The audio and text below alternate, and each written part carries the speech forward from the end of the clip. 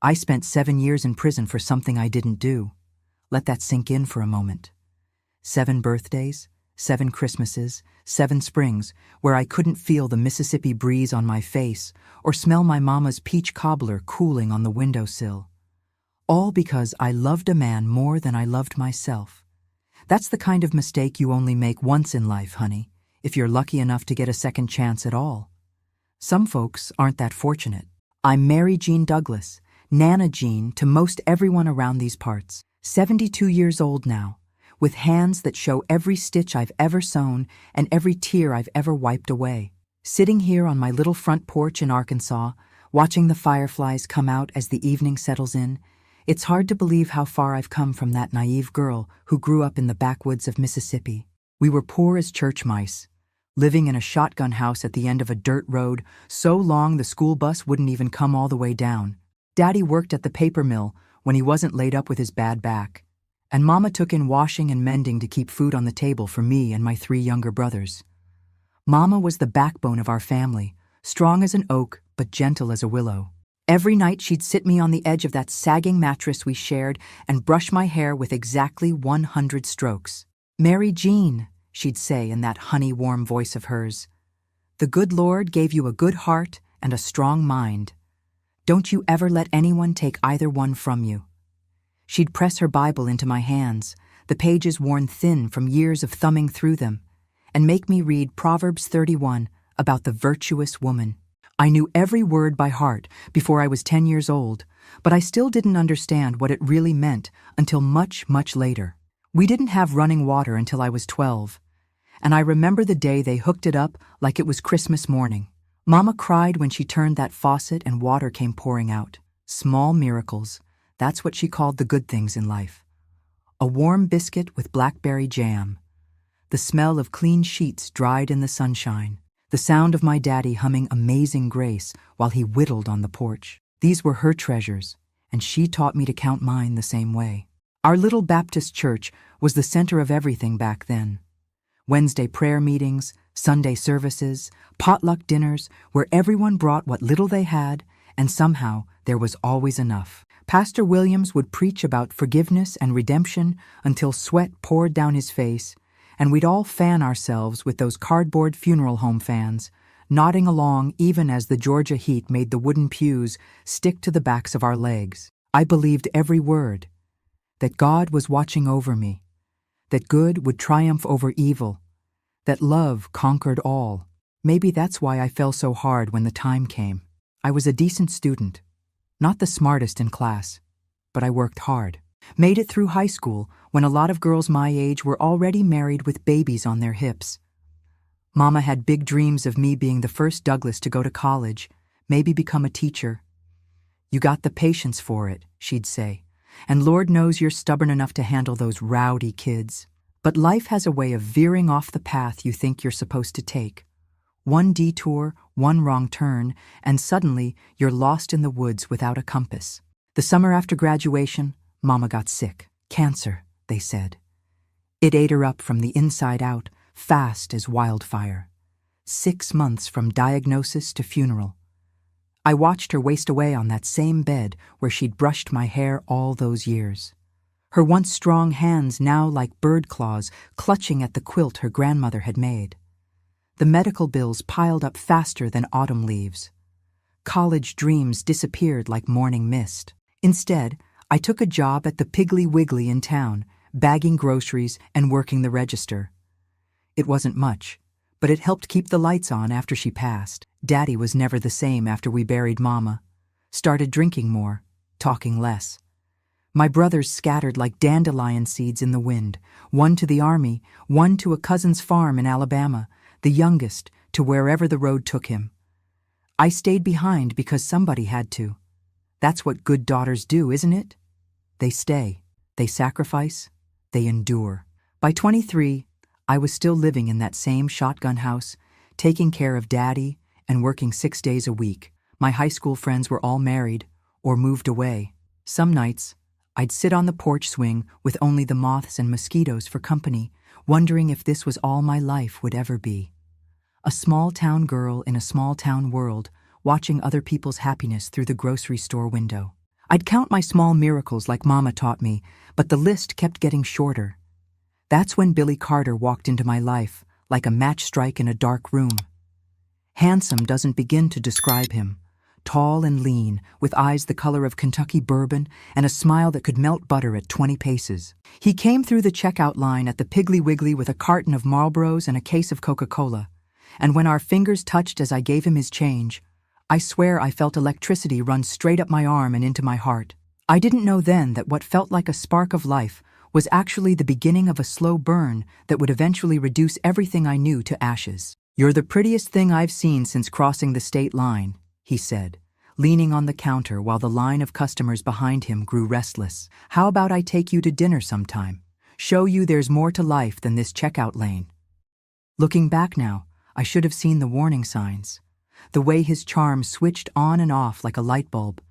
How he never quite answered direct questions about his past or his family. The restlessness in his eyes, like a wild animal always looking for escape routes.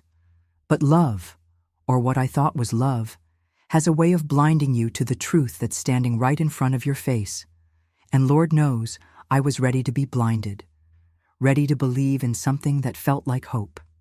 I met Billy Carter on a Friday evening in July of 1973.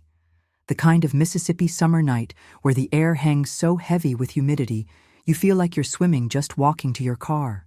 It was at the Founders' Day picnic, where the whole town gathered at the fairgrounds for barbecue, peach cobbler contests, and dancing under the stars to whatever local band had been hired that year.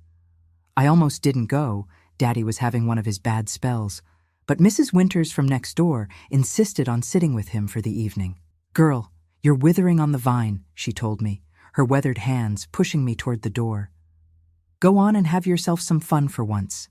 The Lord didn't put you on this earth just to work and worry." I wore my best dress that night, a pale yellow sundress that Mama had made me for Easter 2 years before. It was a little tight across the chest now, but it was the prettiest thing I owned, with tiny daisies embroidered around the collar. I'd pinned my hair up and even put on a touch of the Avon lipstick that I'd been saving for special occasions. Not that I expected anything special to happen. In a town where everybody knew your business since before you were born, surprise was a rare commodity. The fairgrounds were strung with colored lights that buzzed and flickered like fireflies, and the smell of barbecue smoke and cotton candy hung in the air. I'd been sitting with some girls I knew from church, picking at a paper plate of potato salad and watching couples twirl around the makeshift dance floor when I spotted him leaning against a pickup truck, watching me right back. He wasn't from around here. That much was obvious from his pressed jeans and the way he stood, confident as a rooster in a henhouse, like he owned whatever space he occupied. When our eyes met across that field, my stomach did a little flip that had nothing to do with Mrs. Paulson's questionable deviled eggs. Billy made his way over, casual as Sunday afternoon, and introduced himself like we were the only 2 people at the whole picnic. Said he was passing through on his way to Memphis, where his cousin had lined up work at a shipping company. His car had broken down outside of town, and he'd been stuck at Earl's auto shop for 3 days waiting on a part. The way he told it, with that slow smile and those eyes that crinkled at the corners, made it sound like divine intervention instead of bad luck. "Prettiest breakdown I ever had," he said, offering me his hand. "Dance with me, Mary Jean?" I don't remember much about that first dance except the warmth of his palm against the small of my back, and the way he smelled like Old Spice and possibility. By the end of the night, we danced 7 songs straight, shared a slice of Mrs. Johnson's blue ribbon peach pie, and walked down to the creek where the Christmas lights didn't reach. Under a canopy of stars, with the sounds of the picnic fading behind us, Billy Carter kissed me like I was something precious, and every romantic notion I'd ever tucked away came rushing to the surface. "I believe I was meant to break down in this town," he whispered against my hair. "Meant to find you." That part from Memphis turned out to be harder to find than expected, and days stretched into weeks. Billy took a temporary job at the lumber yard, rented a room at the boarding house on Elm Street, and spent every evening sitting on our porch swing, charming Daddy with stories about fishing trips and baseball games. For the first time since Mama died, I heard my father laugh, really laugh, and it was like music to my ears. "That boy's got a good head on his shoulders," Daddy told me one night after Billy had gone. And he sure looks at you like you hung the moon." 6 weeks after we met, Billy proposed on that same porch swing, with a small diamond ring that caught the porch light and threw tiny rainbows against the peeling paint. Said he'd been saving up, that he wanted to give me the world, but hoped I'd settle for his heart instead. When I said yes, the look in his eyes made me feel like the richest woman in Mississippi, poor as we were. We had a simple wedding at the Baptist church, with wild flowers from Mrs. Winter's garden and a cake that the ladies' auxiliary made as their gift to us. I wore Mama's wedding dress, taken in at the waist and let out at the bust, with a veil borrowed from my cousin Darlene. Billy looked so handsome in his navy suit, standing at the altar with sunlight streaming through the stained glass behind him, that I could hardly believe he was really mine. Pastor Williams read from Corinthians about love being patient and kind, and I felt Mama's presence so strong it was like she was standing right next to me, squeezing my hand in approval. The job in Memphis never materialized, or maybe it was never real to begin with.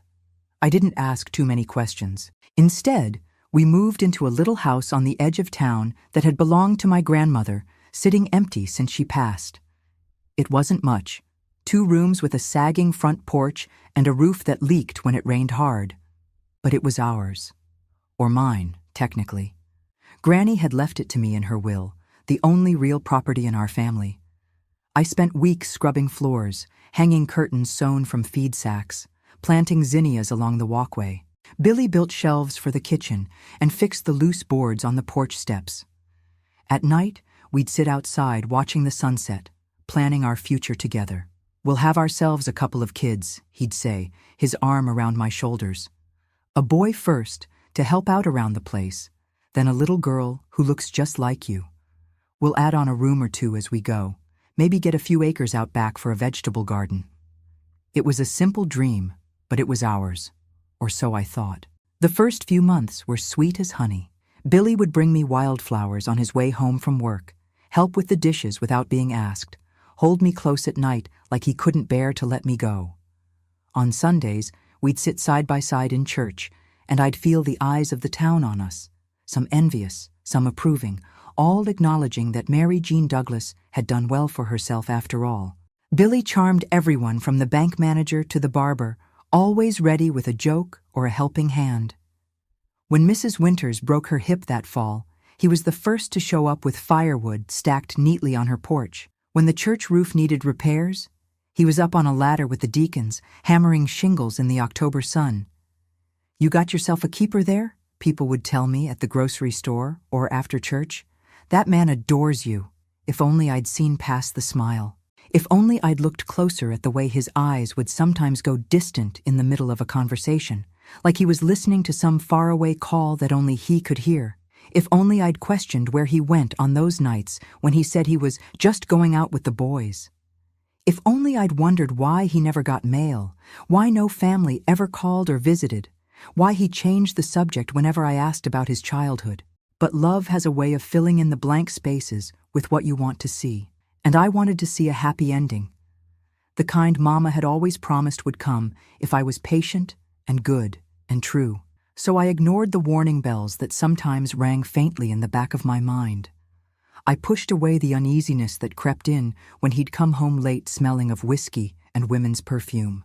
I pretended not to notice the cash that sometimes appeared in his wallet when I knew for a fact the lumber yard had been closed for days due to rain. Instead, I focused on making our little house a home, on being the wife I thought he deserved, on keeping faith that the dream we'd spun together on that porch swing would eventually come true. I held on to hope like it was a lifeline in rough waters, not realizing that with every passing day, that line was fraying, thread by thread, and that when it finally snapped, I'd be the one left drowning. The first red flags started showing up about 6 months into our marriage. Little things that I brushed aside like crumbs from the tablecloth. Billy would check the windows before bed, peering through the curtains like he was expecting someone. He'd jump at unexpected noises, a car backfiring down the road or a branch scraping against the roof. Sometimes the phone would ring, and he'd answer it, say wrong number, and be quiet for the rest of the evening. I told myself he was just a cautious man, that it was sweet how he worried about our safety. But then the late nights started. He'd come home after midnight, sometimes not until dawn was breaking over the pine trees behind our house. His excuses shifted like Mississippi sand. Working overtime, helping a buddy move furniture, truck broke down miles from town. When I'd ask questions, his charm would switch on like a light bulb, bright enough to blind me to the inconsistencies. "Ah, Jeannie," he'd say, using that pet name he saved for when he wanted something. "Don't you trust your husband? After everything I do for us?" And then he'd pull me close, kiss me until my suspicions melted away, make promises about saving for a better life that sounded so good I couldn't help but believe them.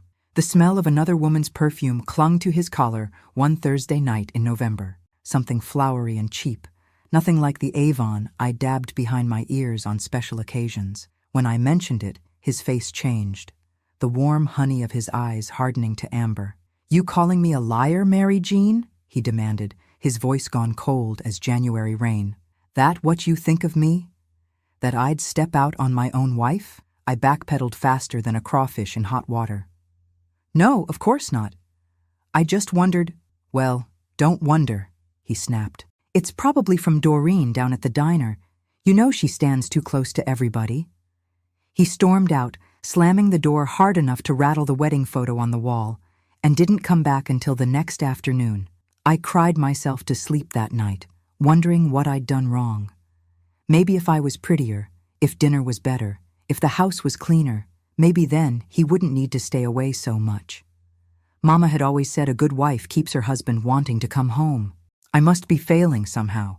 The next day, Billy returned with a small box of chocolates and an apology that sounded rehearsed, like lines from a radio play. But I was so relieved to see him, so grateful he'd come back at all, that I accepted both without question. That night, he was especially loving, telling me how lucky he was, how no other woman could compare. I fell asleep in his arms feeling like maybe everything would be okay after all. That became our pattern. Tensions rising, Billy disappearing, me worrying myself sick, him returning with some small peace offering and sweet words that erased all the hurt. It was like riding a seesaw, up and down, never knowing which Billy I'd get from one day to the next. Around our first anniversary, I realized I wasn't getting pregnant despite all our trying.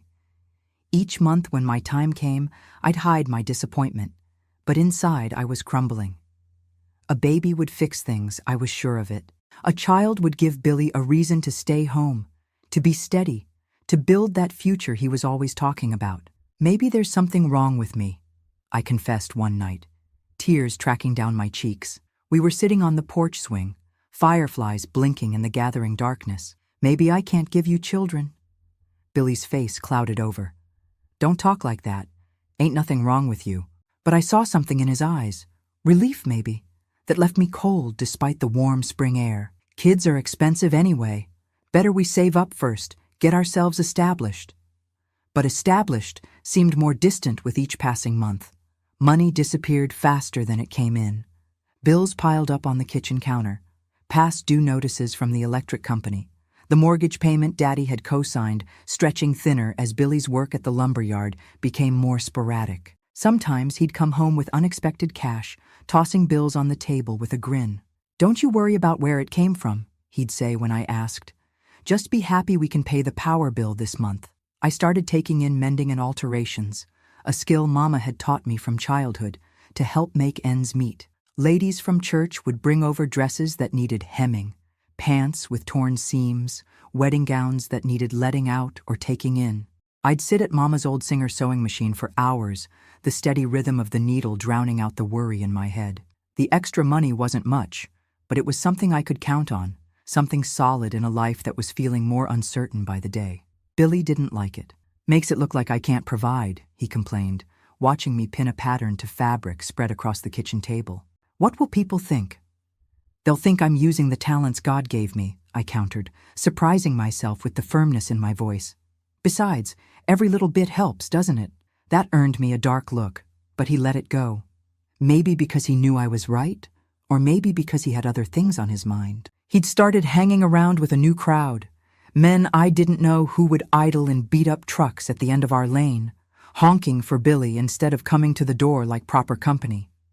They had hard eyes and harder laughs, the kind of men who seemed like they were always spoiling for trouble. Just some boys from over in Leake County, Billy explained vaguely when I asked. Working on a business opportunity. What kind of business? I pressed. The kind that's going to get us out of this dump and into a real house, he shot back, gesturing dismissively at the home I'd poured my heart into making nice. Don't you want nice things, Mary Jean? Don't you want more than this? The truth was, I didn't need more than what we had. Our little house with its morning glories climbing up the porch rails, the vegetable garden out back where I grew tomatoes and okra in summer, the hand-sewn curtains that billowed in the breeze. It was enough for me. I'd grown up with less and been happy.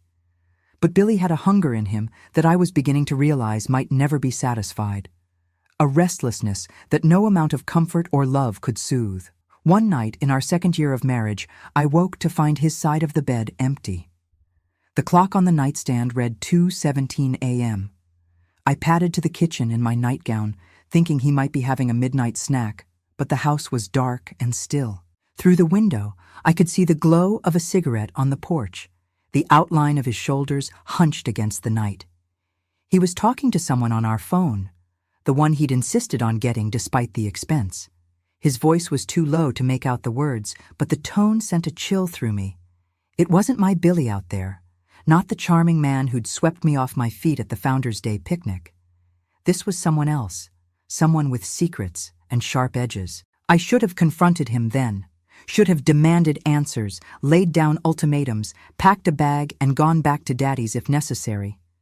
That's what I tell myself now, looking back with the clarity that only comes with time and heartache. But instead, I crept back to bed, pulled the quilt up to my chin, and pretended to be asleep when he finally came in, smelling of cigarettes and night air and decisions made without me. The next morning, I found a wad of cash in his jacket pocket while doing the laundry. More money than the lumberyard paid in a month. I stood there in our tiny laundry room, bills clutched in my hand, fear climbing up my throat like kudzu. When I heard his key in the lock, I shoved the money back where I'd found it and never said a word. The questions crowded my mind like mourners at a wake, but I was too scared of the answers to give them voice. Church became my refuge during those troubled times. Sunday mornings, in the cool quiet of the sanctuary, hymns washing over me like baptism water, cleansing away the worries and suspicions for a few precious hours. I'd pray so hard my knuckles turned white, begging God to change Billy's heart, to bring back the man I'd married, to show me what I was doing wrong. After services, while the congregation mingled over coffee and pound cake, I'd watch the other couples, how the husbands kept their wives close, how they leaned toward each other in conversation, the easy way they moved together through the social niceties. What was wrong with us? What was missing? Marriage takes work, honey, Mrs. Winters told me one Sunday when she caught me crying in the church bathroom. Her arthritis-gnarled hands patted mine awkwardly. You just keep praying and loving that man of yours. The Lord works in mysterious ways. I still thought I could fix it if I just loved him enough, if I was patient enough, if I kept faith that underneath all the growing darkness, the Billy who danced with me under the stars was still there, waiting to be coaxed back into the light. I held on to hope like it was the only thing keeping me afloat, not realizing I was clinging to an anchor instead of a life vest, and that sooner or later it would drag me down into depths from which I might never resurface. It was a Tuesday night in April when everything changed. I remember because I'd spent the afternoon planting sweet pea seeds along the fence, humming to myself and enjoying the first real warm day after a long, dreary winter. The dogwoods were blooming, white petals drifting like snow whenever the breeze kicked up. I'd made chicken and dumplings for dinner, Billy's favorite, and had just taken a fresh-baked apple pie out of the oven when I heard his truck coming up the drive, way too fast, gravel spitting under the tires. He burst through the door like a summer storm, all wild energy and barely contained fury. His face was flushed, a thin sheen of sweat across his forehead despite the mild evening. The screen door slammed behind him with a crack that made me jump. "Pack a bag," he ordered, already yanking open the drawer where we kept the emergency cash, what little there was of it. "Just essentials. We gotta go." My hands froze on the dish towel I was holding. "Go where?" "Billy, what's happened?" He wouldn't look at me, just kept moving around the kitchen like a man possessed, grabbing things and shoving them into a paper grocery sack. No time for questions. There's been some trouble over at the Harmon place. The Harmon farm sat on a stretch of land about 5 miles outside town, a once prosperous operation now fallen into disrepair since old Mr. Harmon's stroke the year before. His son Teddy had taken over, but everybody knew he spent more time at the bottom dollar bar than he did tending crops. What kind of trouble? I pressed, fear blooming in my chest like a poisonous flower. Billy, you're scaring me. He finally stopped moving long enough to look at me, and what I saw in his eyes made my blood run cold. There was fear there, yes, but something else too. A calculation, a weighing of options, of how much to tell me. Me and the boys, he said. His voice dropped to nearly a whisper, though we were alone in the house.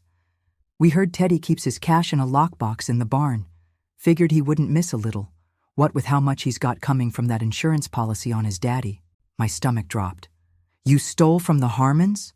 It wasn't supposed to go the way it did, he snapped, slamming his fist against the counter so hard the salt and pepper shakers toppled over.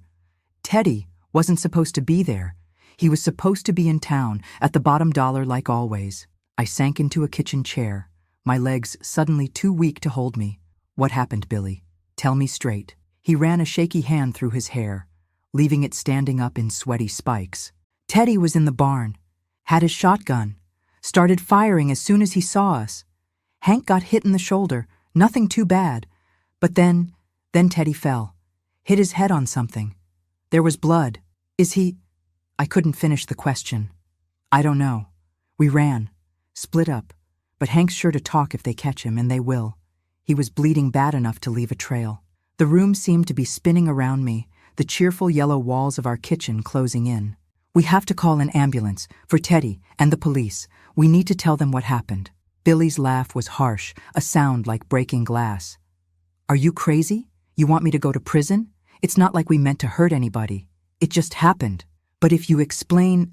Explain what? That we were robbing him? That's still a crime, Mary Jean.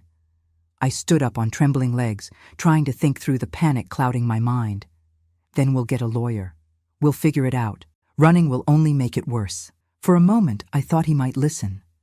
His shoulders sagged, and he looked around our little kitchen. At the pie cooling on the windowsill, the fresh flowers I'd put in a jelly jar on the table, the cross-stitch sampler Mama had made that hung by the door. Bless this home with love and laughter. This was our life. Imperfect, struggling, but ours. Was he really ready to throw it all away? Then we heard the sirens in the distance, and whatever moment of clarity he'd been approaching vanished like morning mist. His eyes went hard, and I saw a stranger looking at me through my husband's face. I'm not going to jail, he said flatly. I can't. Before I could respond, car doors slammed outside. Flashlight beams cut through our front windows.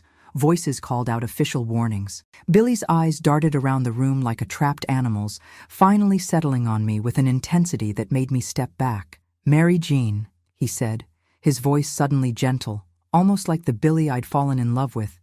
You know I've never asked you for much. It was such a blatant lie that I almost laughed, despite the horror of the moment. He'd asked for everything, my heart, my trust, my home, my loyalty, and I'd given it all without question. If they ask, he continued, edging toward the back door that led to the woods behind our property, you don't know where I've been tonight. I was never here. You haven't seen me since this morning. The knocking at our front door became pounding. Police, open up. Please, Mary Jean. Billy's eyes were wide, pleading. Just buy me some time to get away. That's all I'm asking. I'll send for you when it's safe. I knew in that moment I was standing at a crossroads. One path led to truth, to owning up to whatever consequences might come, to standing in the light even if it burned. The other led deeper into the darkness I'd been sinking into ever since I'd ignored those first warning signs. It should have been an easy choice. But love, even the broken, misguided kind, can make fools of the wisest people. And I had never claimed to be wise. Go, I whispered, tears streaming down my face. Out the back, take the path through the Wilsons' property.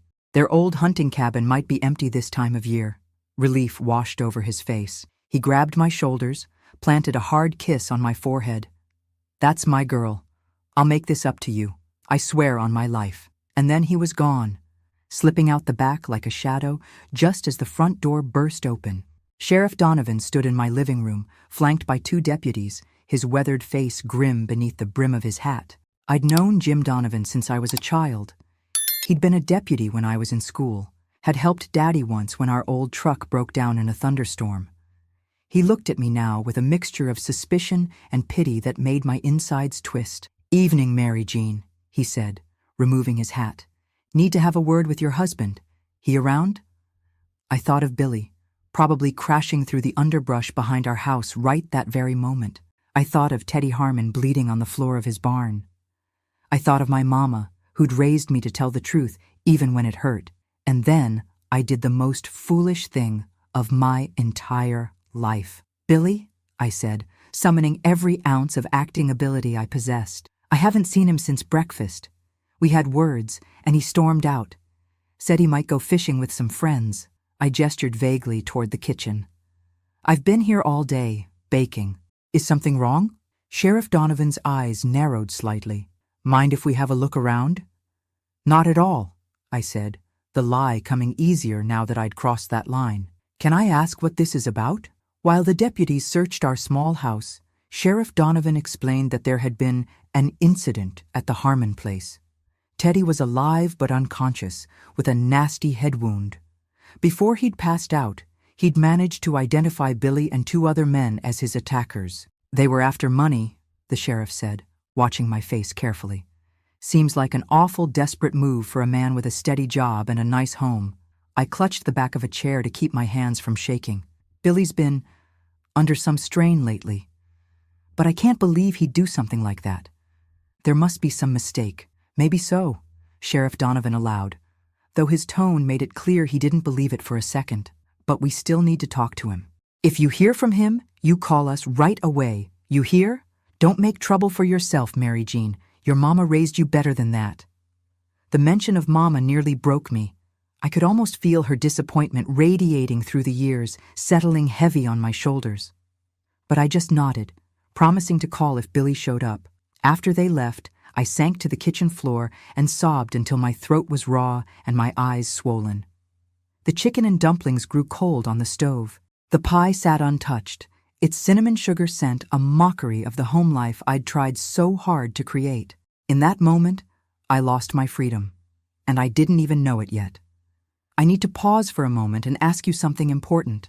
Have you ever trusted someone so completely that you were willing to risk everything for them? Have you felt that mix of love and fear that makes you act against your better judgment?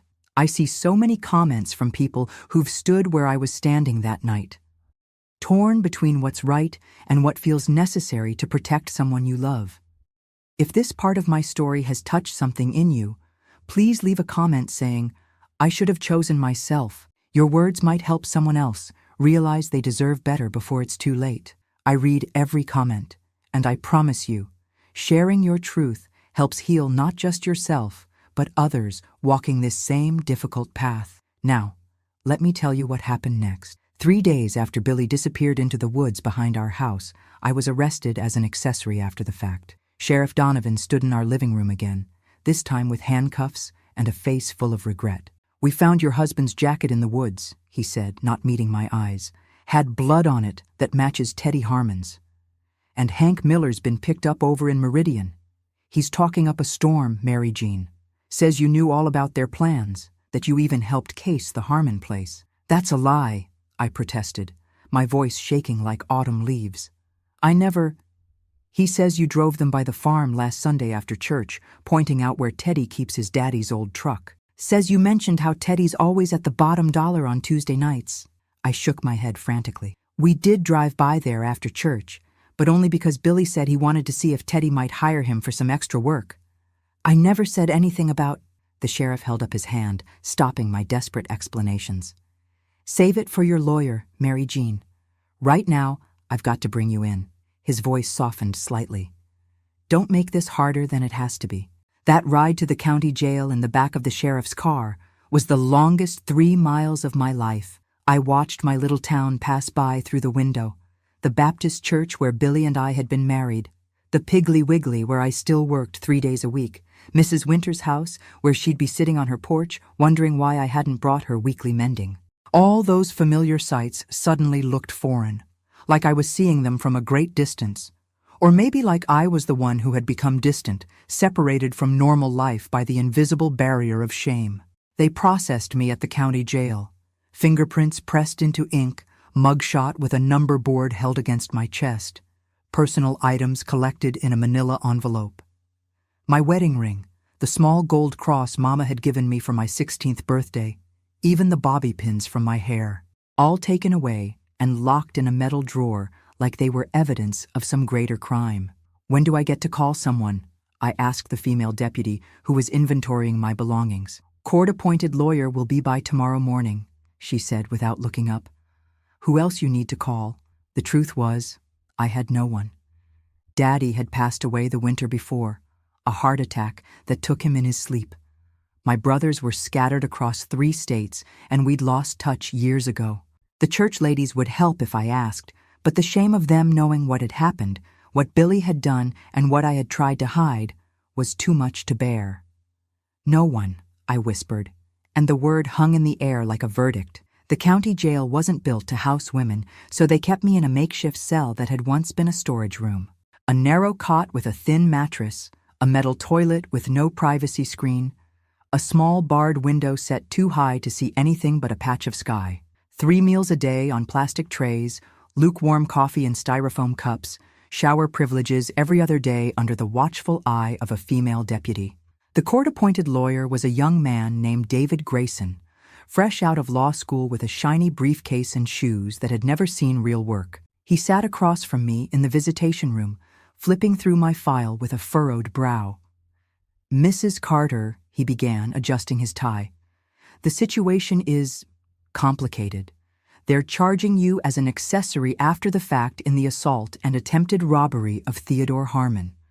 There's also a potential obstruction of justice charge for lying to the police about your husband's whereabouts." "But I didn't know what Billy was planning," I insisted, leaning forward. I had no idea until he came home that night. David Grayson gave me a look that I would come to know well over the following weeks, a mixture of disbelief and pity. "The problem is, Mrs. Carter, that Hank Miller says otherwise, and your husband is nowhere to be found to corroborate your story. Can't we wait until they find Billy? He'll tell them I wasn't involved." The young lawyer's laugh held no humor. "With all due respect, ma'am, I wouldn't hang my hopes on the testimony of a man who left his wife to take the fall for his crimes." His words stung like a slap. Until that moment, some part of me had been clinging to the belief that Billy would come back, that he wouldn't just abandon me to face this alone, that the man I'd married, the one who'd brought me wildflowers and promised me the world, was still in there somewhere, and that he would make things right. Hearing it stated so plainly that Billy had sacrificed me to save himself made the truth impossible to ignore any longer. "What's going to happen to me?" I asked, my voice small in the echoing room. "We'll fight the charges, of course," David said, but his tone lacked conviction. "But given the evidence and witness testimony, I think we should consider a plea deal." 2 months later, I stood before Judge Wilson, a stern man with bushy eyebrows who'd known my father, and pleaded guilty to accessory after the fact. The obstruction charge was dropped in exchange.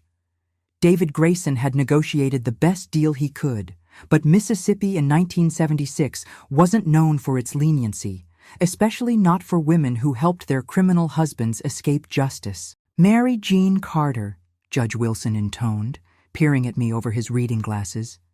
"This court sentences you to 7 years in the custody of the Mississippi Department of Corrections." 7 years. The words echoed in my head like church bells.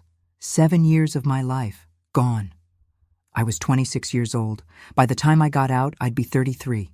The prime of my life would be spent behind bars, all because I'd loved a man who didn't deserve it, who didn't even love me enough to stick around when things got tough. They took me to the Central Mississippi Correctional Facility in Rankin County, a women's prison that housed everyone from check forgers to murderers. The processing there made the county jail seem almost gentle. Strip search, delousing shower, scratchy uniform that hung like a flour sack, a number assigned to replace my name. Mary Jean Carter disappeared that day, replaced by inmate Jafir 45873. The first night in the dormitory, a long room with 20 metal bunks, the air heavy with cigarette smoke and desperation, I curled into myself on the top bunk I'd been assigned and tried not to let anyone see me cry. But in a place like that, weakness is like blood in shark-infested waters. You learn to swallow your tears, to keep your face neutral, to blend into the cinderblock walls as much as possible. "First night's the worst," a voice said from the bunk below mine. "After that, it's just one foot in front of the other." Her name was Linda Mae Washington, a heavy-set black woman in her 40s, serving 5 years for check fraud.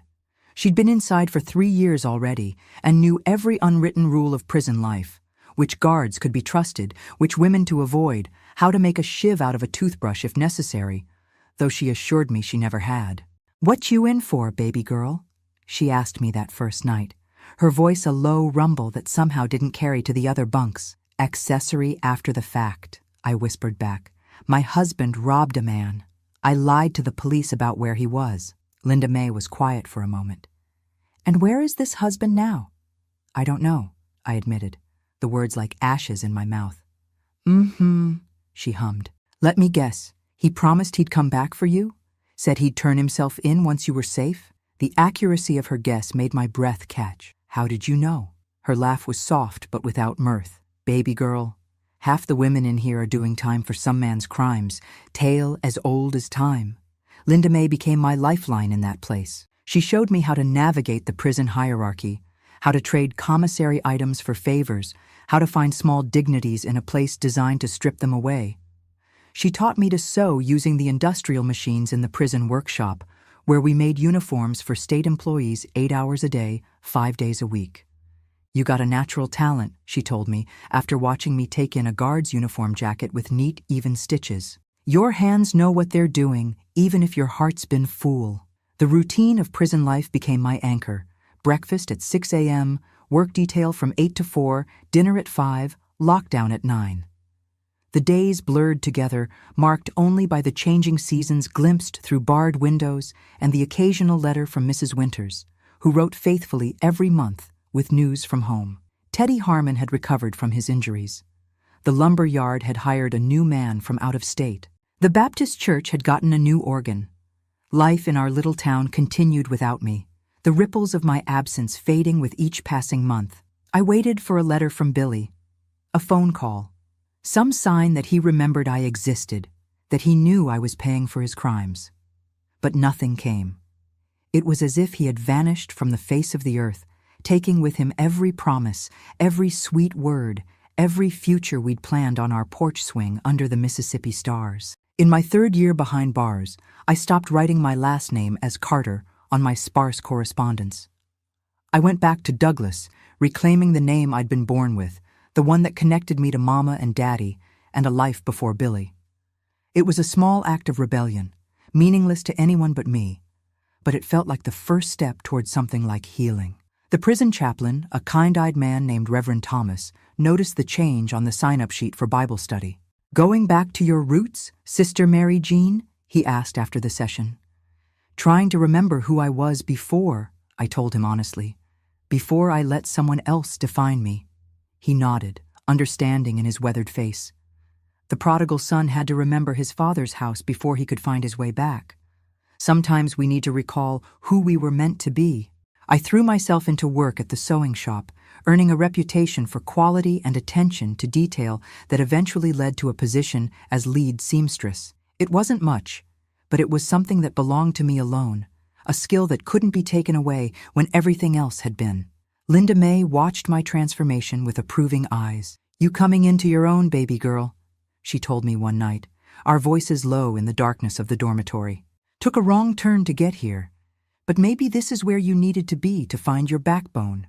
"I'd rather have found it somewhere else," I replied, but there was no bitterness in my voice anymore, just a tired acceptance, and perhaps the faintest glimmer of something like purpose. When Linda Mae was released 2 years before my sentence ended, she pressed a scrap of paper into my hand during our goodbye. "My sister's address in Memphis," she explained. "You write to me when you get out. Maybe we can start a little sewing business, you and me.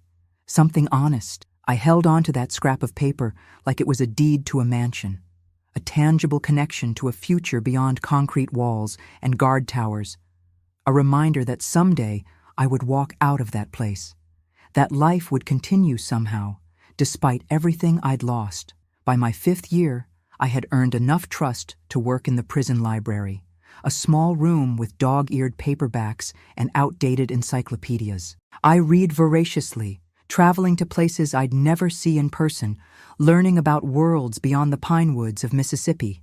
I helped other inmates write letters home, taught basic reading to those who'd never had the chance to learn, found purpose in the small kindnesses that were possible even in a place designed to crush the spirit. The women around me had their own stories, some heartbreaking, some shocking, all human. There was Jolene, who'd killed her husband after years of beatings that the law had ignored.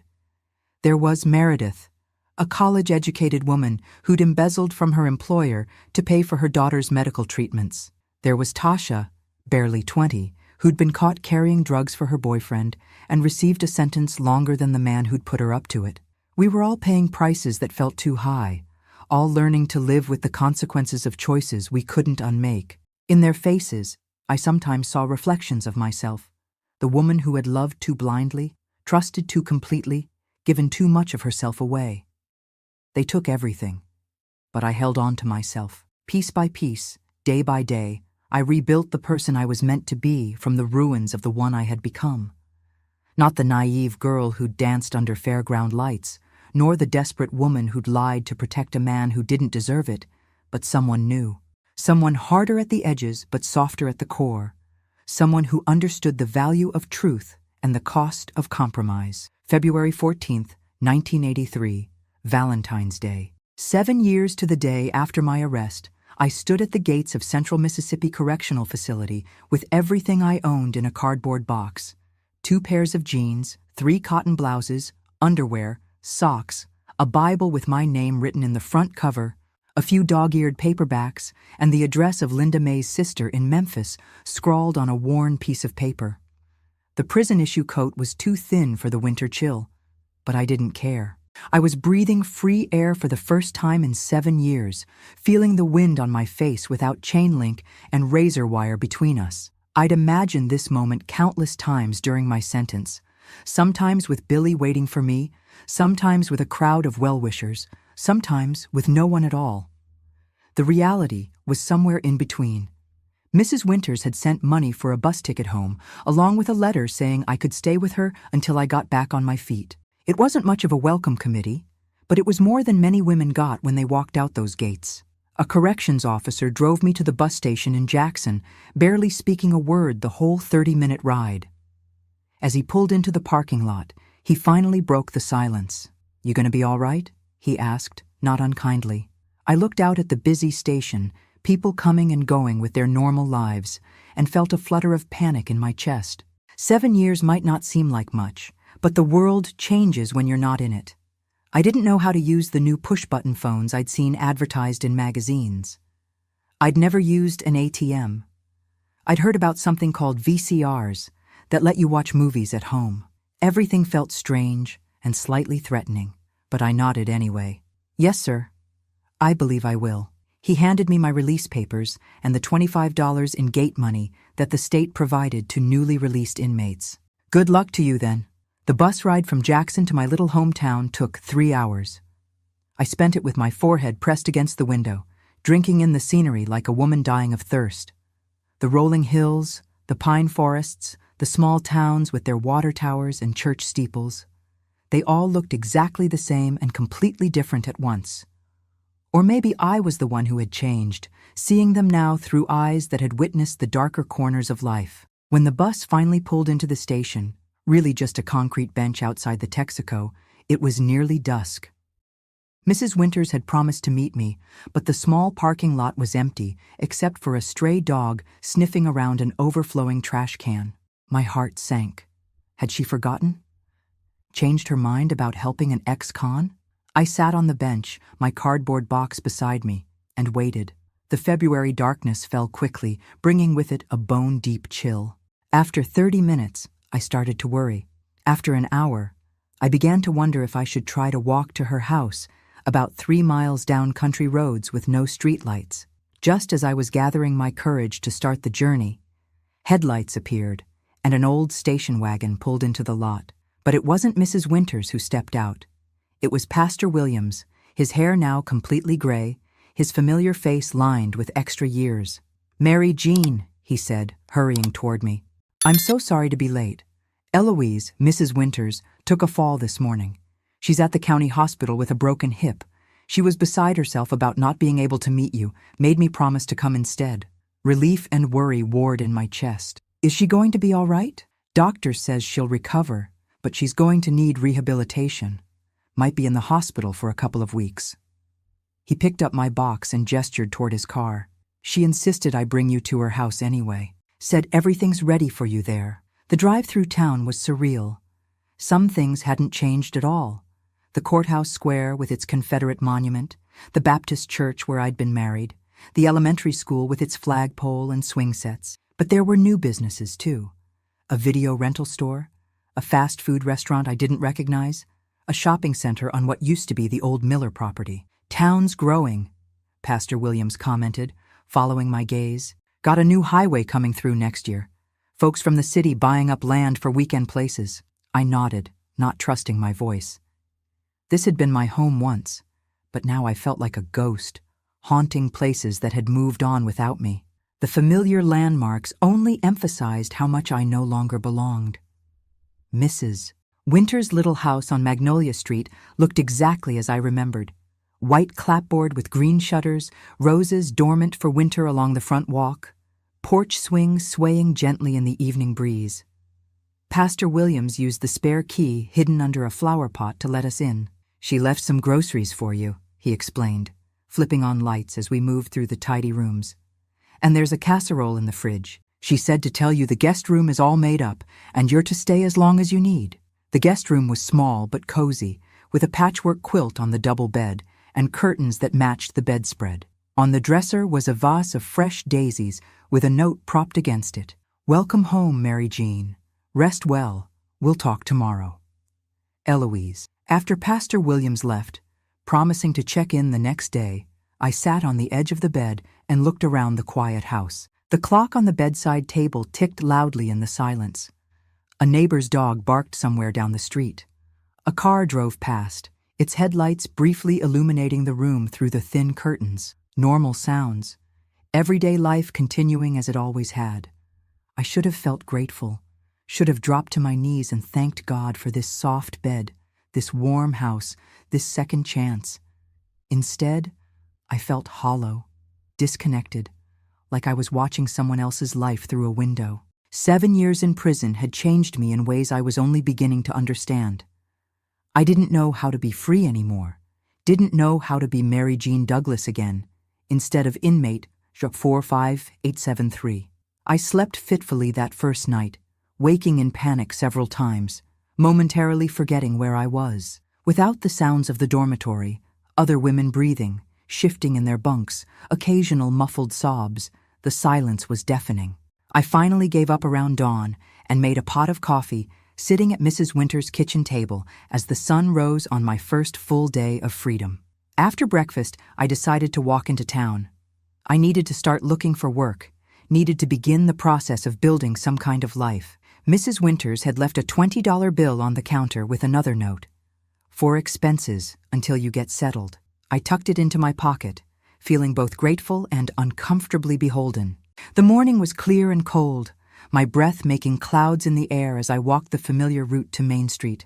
People were opening shops, sweeping sidewalks, going about their morning routines. A few glanced my way, their expressions changing as recognition dawned. Some nodded politely, others quickly looked away. No one spoke to me. I tried the Piggly Wiggly first, where I'd worked before my marriage. The manager, Mr. Thompson, was still there, older now with a paunch that strained his white shirt. He listened to my request for employment with an uncomfortable expression.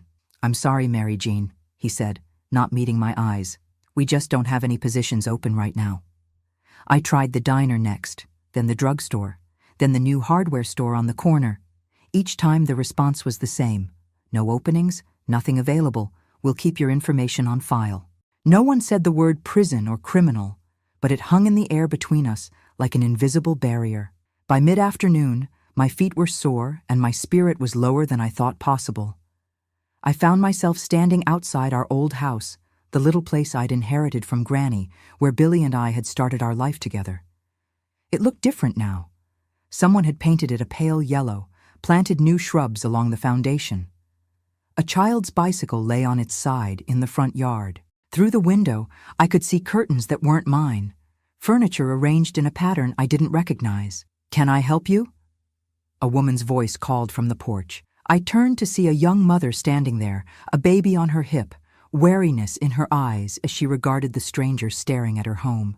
"No, I'm sorry," I said quickly.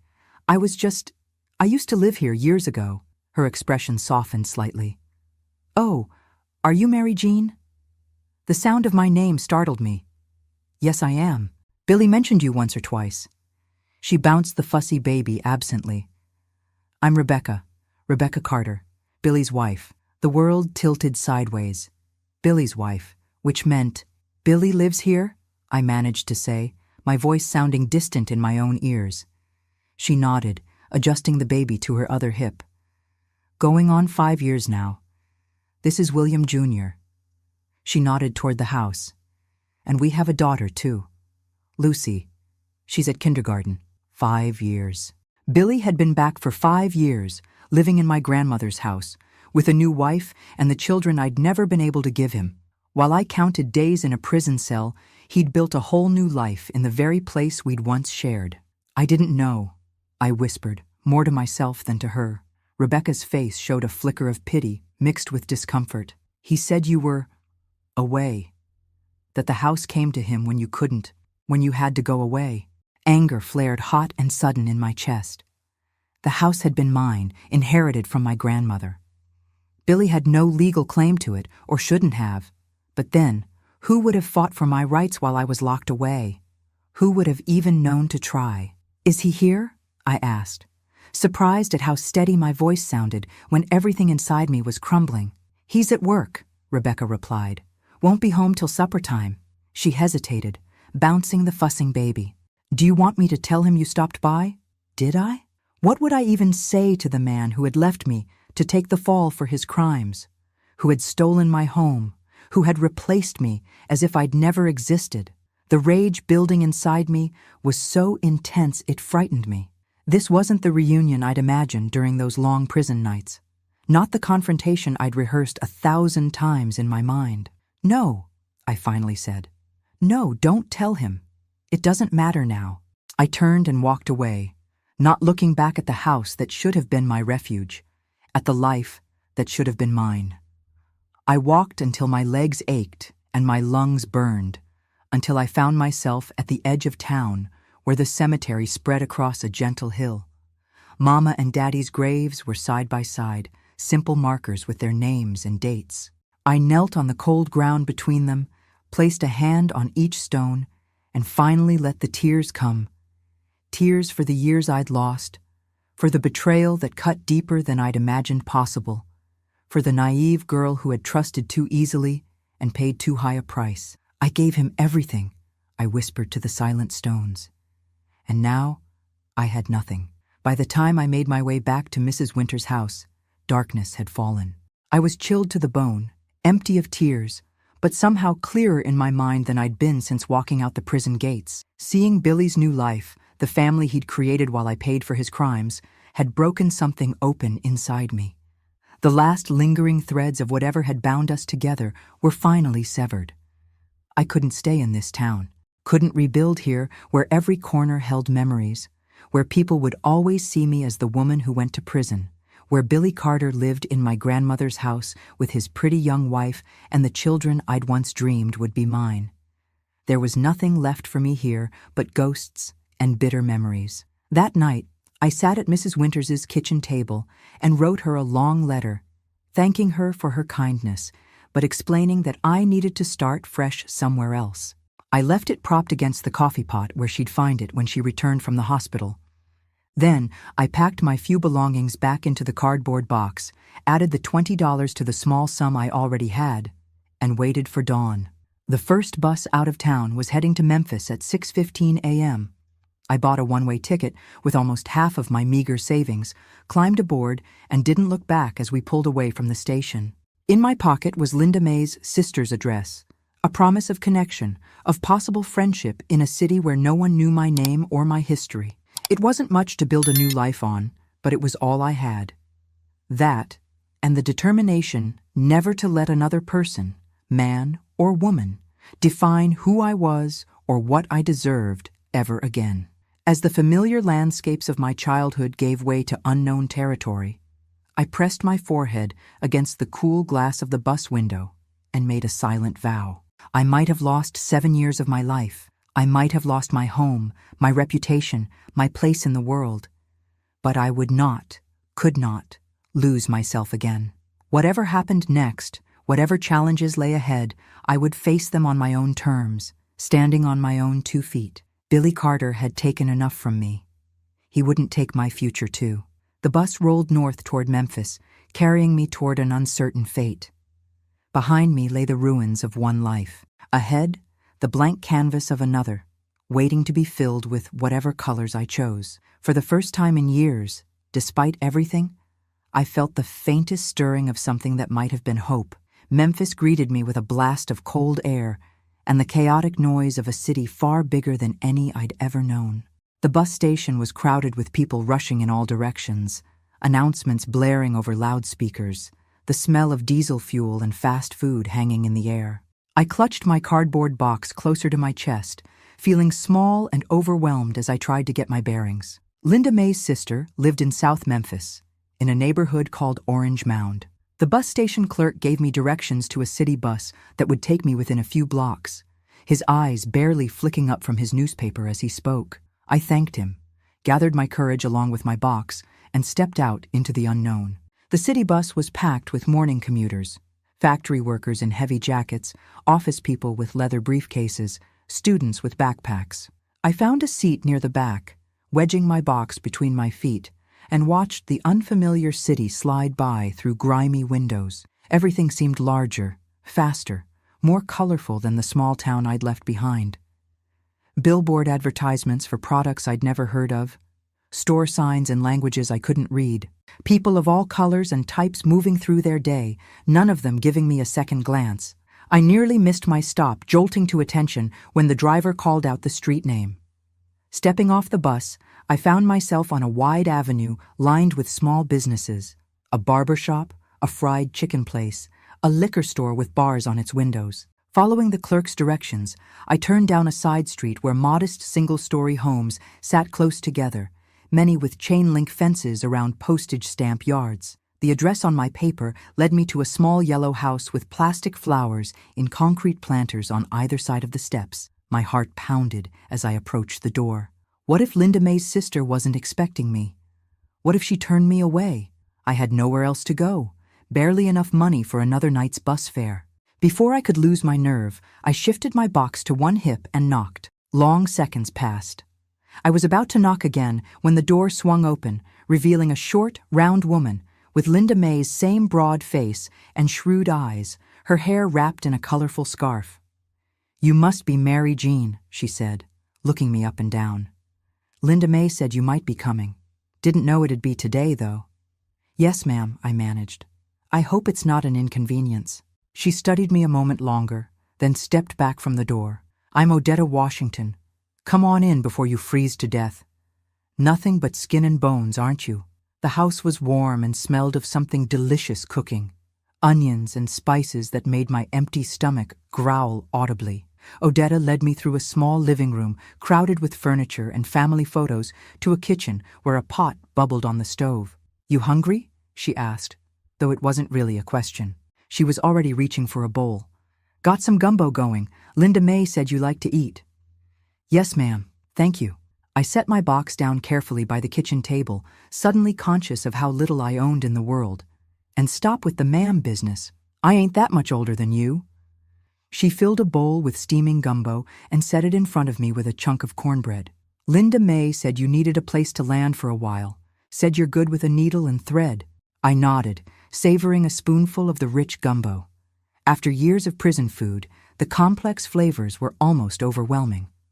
I worked in the prison sewing shop, was lead seamstress for the last few years. Odetta made a humming sound as she sat down across from me with her own bowl. Well, that's good, 'cause I got more alteration orders than I can handle. Run a little business out of the back room here. Neighborhood folks bring me their mending, hemming, letting out. I was just telling Linda May I needed some help.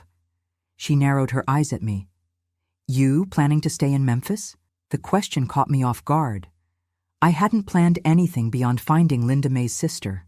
I don't know, I admitted. I just knew I couldn't stay in my hometown anymore. Linda May mentioned something about your husband being back there with some new woman. In your house. The gumbo suddenly tasted like ashes. I set down my spoon. Yes. With 2 children. Odetta's expression softened slightly.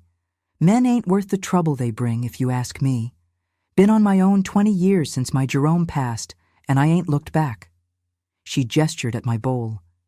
Eat your food. We can talk business after. If you're willing to work and can handle a singer machine, I might have a proposition for you. That first night, I slept on Odetta's pull-out couch, listening to the unfamiliar sounds of the city. Distant sirens, cars passing, neighbors' televisions murmuring through thin walls. Despite the strange surroundings and uncertain future, I slept better than I had since leaving prison.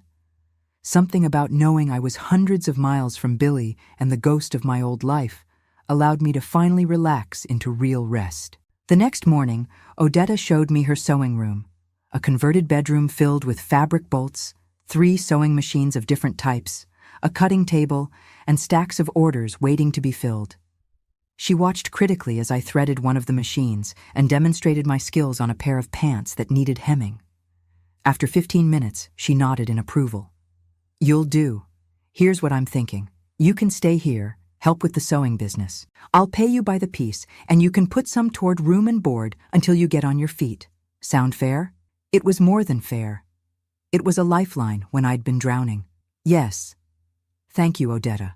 Don't thank me yet, she warned, but there was a smile hiding at the corners of her mouth. I'm a taskmaster. Ask anyone. Now come on. Let me show you around the neighborhood before we get to work. You need to know where the grocery store is, the laundromat, the bus stops. The next few weeks fell into a rhythm that was both comforting and strange after the rigid schedule of prison life. Odetta and I worked side by side in the sewing room most days, me handling the simpler alterations while she tackled the more complex projects. In the evenings, we'd watch television programs I'd never seen before. Odetta patiently explaining the plots of soap operas and sitcoms that had become popular during my incarceration. On Sundays, we attended the Missionary Baptist Church 3 blocks over, where no one knew my past and accepted me simply as Odetta's cousin from Mississippi. My fingers remembered skills my mother and grandmother had taught me long ago. Smocking, embroidery, intricate hand-stitching that machine work couldn't replicate. As word spread about the fine detail work available at Odetta's alterations, we began getting more challenging and lucrative orders. Wedding dress modifications, custom draperies, delicate repairs on heirloom garments. Girl's got magic in her hands, I overheard Odetta telling one of her regular customers. The pride in her voice warmed something inside me that had been cold for a very long time. But rebuilding a life after prison wasn't as simple as finding work and a place to stay. Little things tripped me up daily. The overwhelming choices in the grocery store aisles, the startling loudness of public places, the casual physical proximity of strangers on crowded buses. I still woke sometimes in the dark of night, momentarily convinced I was back in my cell. I flinched at sudden noises, kept my back to walls, hoarded small items like soap and matches as if they might be taken away at any moment. And then there were the larger obstacles. I needed identification to open a bank account, but my Mississippi driver's license had expired during my incarceration. I needed a permanent address for job applications, but couldn't rent my own apartment without a credit history or references. I needed to explain the 7-year gap in my employment history, but admitting I'd been in prison meant most doors closed before they even opened. 6 months into my new life in Memphis, I ran into one of those doors face first. A downtown department store was hiring seamstresses for their alterations department.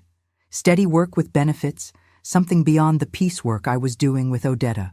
I'd carefully filled out the application, listing my skills and experience from the prison sewing shop without mentioning where I'd gained them. The interview had gone well until the manager, a pinch-faced woman in a navy suit, asked about the gap in my resume. It says here you did alterations from 1976 to 1983, but doesn't list where, she noted, tapping her pen against the paper. Who was your employer during that time? I'd prepared for this question, rehearsed my answer with Odetta. I was working for the state of Mississippi, I said carefully, in their industrial sewing program. Her eyebrows raised slightly. And where exactly was this program located? The moment stretched between us, taut as thread pulled too tight. I could lie. Make up a location, hope she wouldn't check. But the lie would only lead to more lies, a tangled web that would eventually snare me. And I'd promised myself after Billy that I was done with deception. At the Central Mississippi Correctional Facility, I said quietly. I was an inmate there. Her expression didn't change, but something in her eyes went cold. I see. She set my application aside. We'll be reviewing candidates over the next few weeks. We'll be in touch if we decide to move forward. We both knew they wouldn't be in touch. As I left the store, shame burning hot on my cheeks, I wondered if this would be my life from now on. Constant rejection, doors closing as soon as my past was revealed, forever paying for Billy's crimes long after my official sentence had been served. The unfairness of it all hit me as I waited for the bus home, tears threatening to spill despite my determination not to cry in public. A few blocks away, Billy was living in my house, raising his children, probably working a decent job, facing none of the consequences of his actions. Meanwhile, I was scraping by on piecework, sleeping on a pull-out couch, starting over from nothing at 33 years old. You look like somebody just stole your last dollar, a voice said, interrupting my spiral of self-pity. I looked up to see an elderly black man on the bench beside me, his weathered face creased with concern beneath a worn fedora. Just a bad job interview, I managed, wiping discreetly at my eyes. He nodded sagely. Let me guess, they found out you done time. My head snapped up in surprise. How did you recognize the look? He said simply. Had it myself, 30 years ago when I got out of Parchman Farm. Served 5 years for something I didn't do, then another 20 years of folks treating me like I was still guilty. He adjusted his hat against the spring sunshine. Gets easier, though. You find your people, ones who don't care about your past, just what you can do now. You build something they can't take away. His words followed me home on the bus, echoing in my mind as I helped Odetta with the evening sewing orders. Build something they can't take away. Wasn't that what I was trying to do? Something that belonged to me alone, something no one, not Billy, not society with its judgments, not even the state with its power, could ever take from me again. The next morning, I woke with a clarity I hadn't felt since before prison.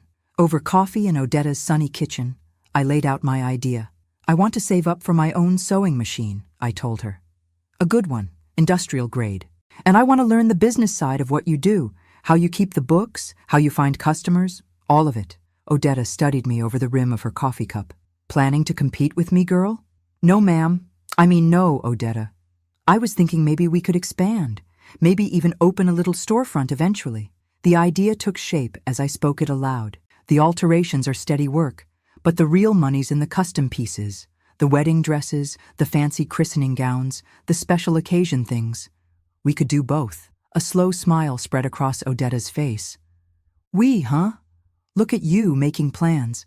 When you showed up on my doorstep, you looked like a strong wind might blow you away. I feel different now, I admitted. Like maybe I can build something real here. About time. She set down her cup decisively. I've been saving for years for a storefront. Got a pretty good nest egg, but not quite enough. You work hard for the next year, learn what I have to teach you, save every penny you can. We'll see about this partnership idea. Hope bloomed in my chest, like the spring flowers pushing up through Odetta's yard. Tentative but persistent, reaching for sunlight despite the lingering chill of winter. For the first time since walking out of prison, I could see a path forward that didn't circle back to loss and regret.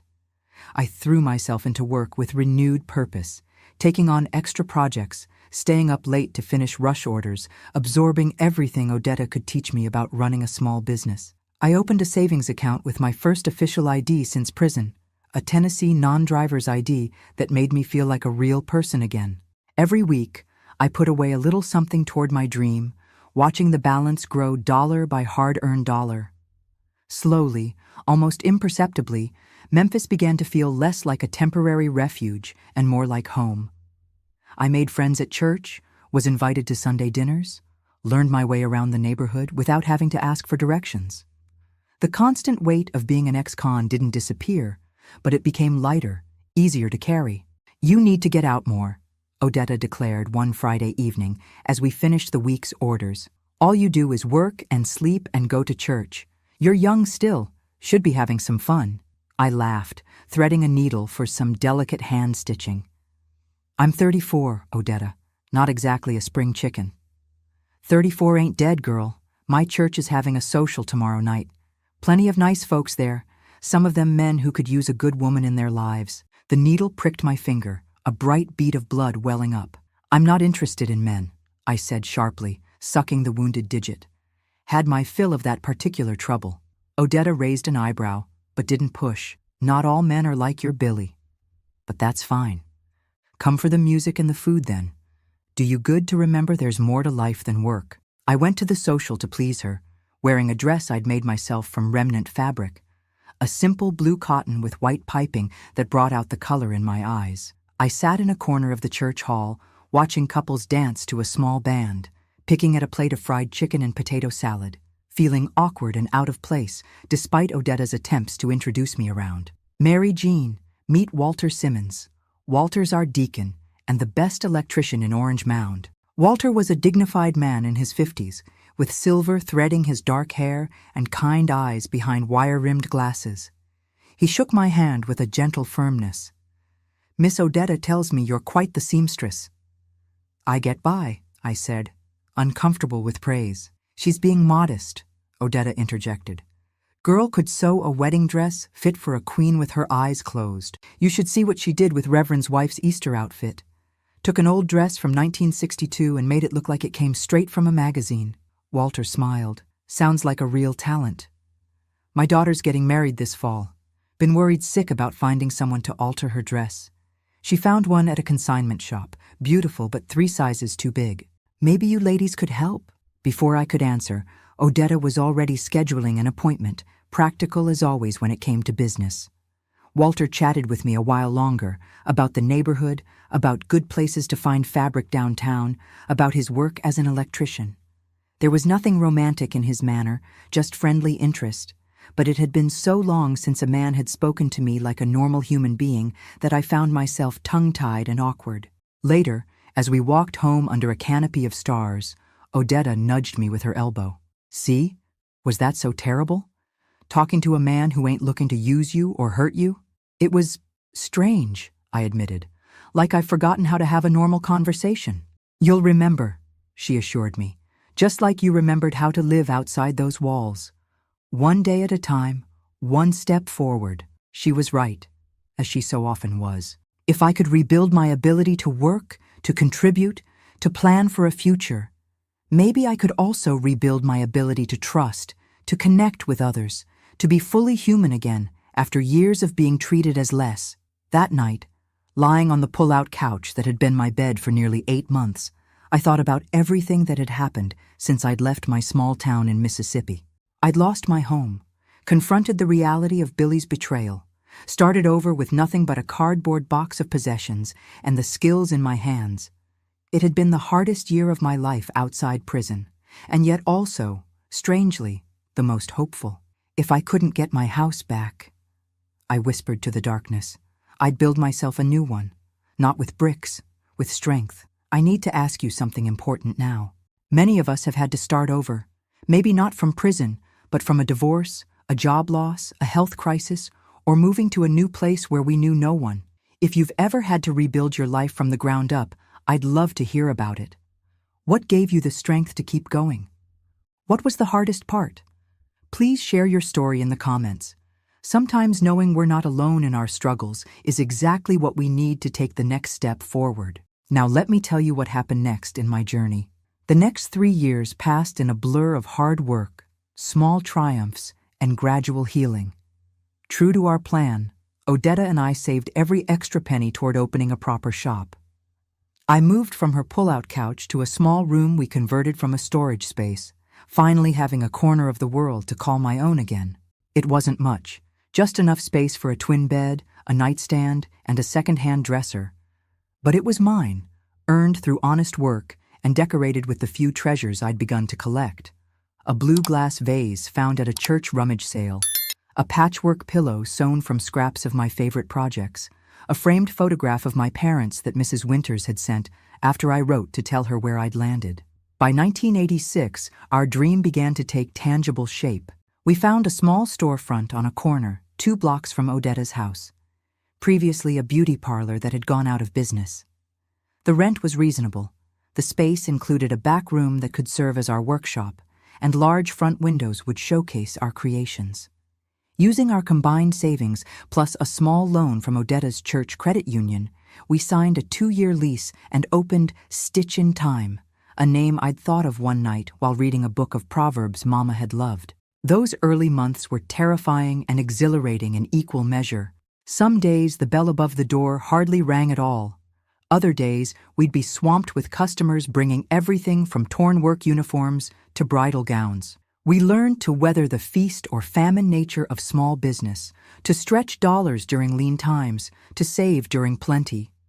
Word of mouth became our best advertisement. When the pastor's daughter got married in a vintage gown I'd lovingly restored, 3 of her bridesmaids brought me their mother's dresses to update for their own weddings. When I created a christening gown from a grandmother's wedding dress for twins born to a prominent family, their photo in the local black newspaper brought in orders from across the city. We hired a young woman part-time to help with simpler alterations, freeing Odetta and me to focus on the custom work that brought in the most money. I rarely thought about my past during those busy days. The rhythm of work, the hum of sewing machines, the precise cutting of patterns, the satisfaction of transforming fabric into something beautiful and useful, filled my hours and quieted my mind. At night, exhausted from honest labor, I slept without the nightmares that had plagued me for so long. But the past has a way of circling back, no matter how far you think you've left it behind. It was October 1987, nearly 5 years since I'd walked out of prison. A Tuesday afternoon, unusually warm for autumn. I was alone in the shop, Odetta having gone to pick up a special order of beaded trim from a supplier across town. The bell above the door jingled, and I looked up from the wedding veil I was repairing to see a man standing awkwardly just inside the entrance. He was thin to the point of gauntness, his clothes hanging loosely on his frame. A worn denim jacket, faded jeans, work boots scuffed at the toes. His hair, once dark brown, was now liberally streaked with gray and receding from his forehead. But I would have known those bourbon-colored eyes anywhere, even sunken into a face aged beyond its years. Billy Carter had found me. My hands froze on the delicate lace I'd been mending. For a moment, I thought I might be hallucinating, that the ghost who occasionally still haunted my dreams had somehow manifested in the flesh. But then he spoke, his voice raspier than I remembered but unmistakable. "Hello, Mary Jean." 2 simple words that sent a cascade of emotions through me. Shock, fear, anger, confusion. I'd imagined this moment countless times during my years in prison, rehearsed all the things I would say, the accusations I would hurl, the questions I would demand he answer. But now, faced with the reality of him standing in my shop, my space, my new life, all those practiced words dissolved like sugar in hot coffee. "What are you doing here?"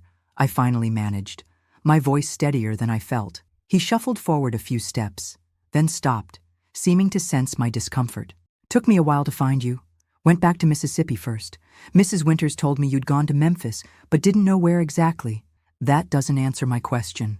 I set down the veil carefully, not trusting my trembling fingers with the fragile antique lace. Billy looked around the shop, taking in the dresses displayed on forms, the neatly organized workstation, the sign over the register that read, "Stitch in Time, Custom Alterations and Designs, O. Washington and M.J. Douglas, Proprietors. Nice place you got, he said, almost wistfully. You always were good with a needle and thread.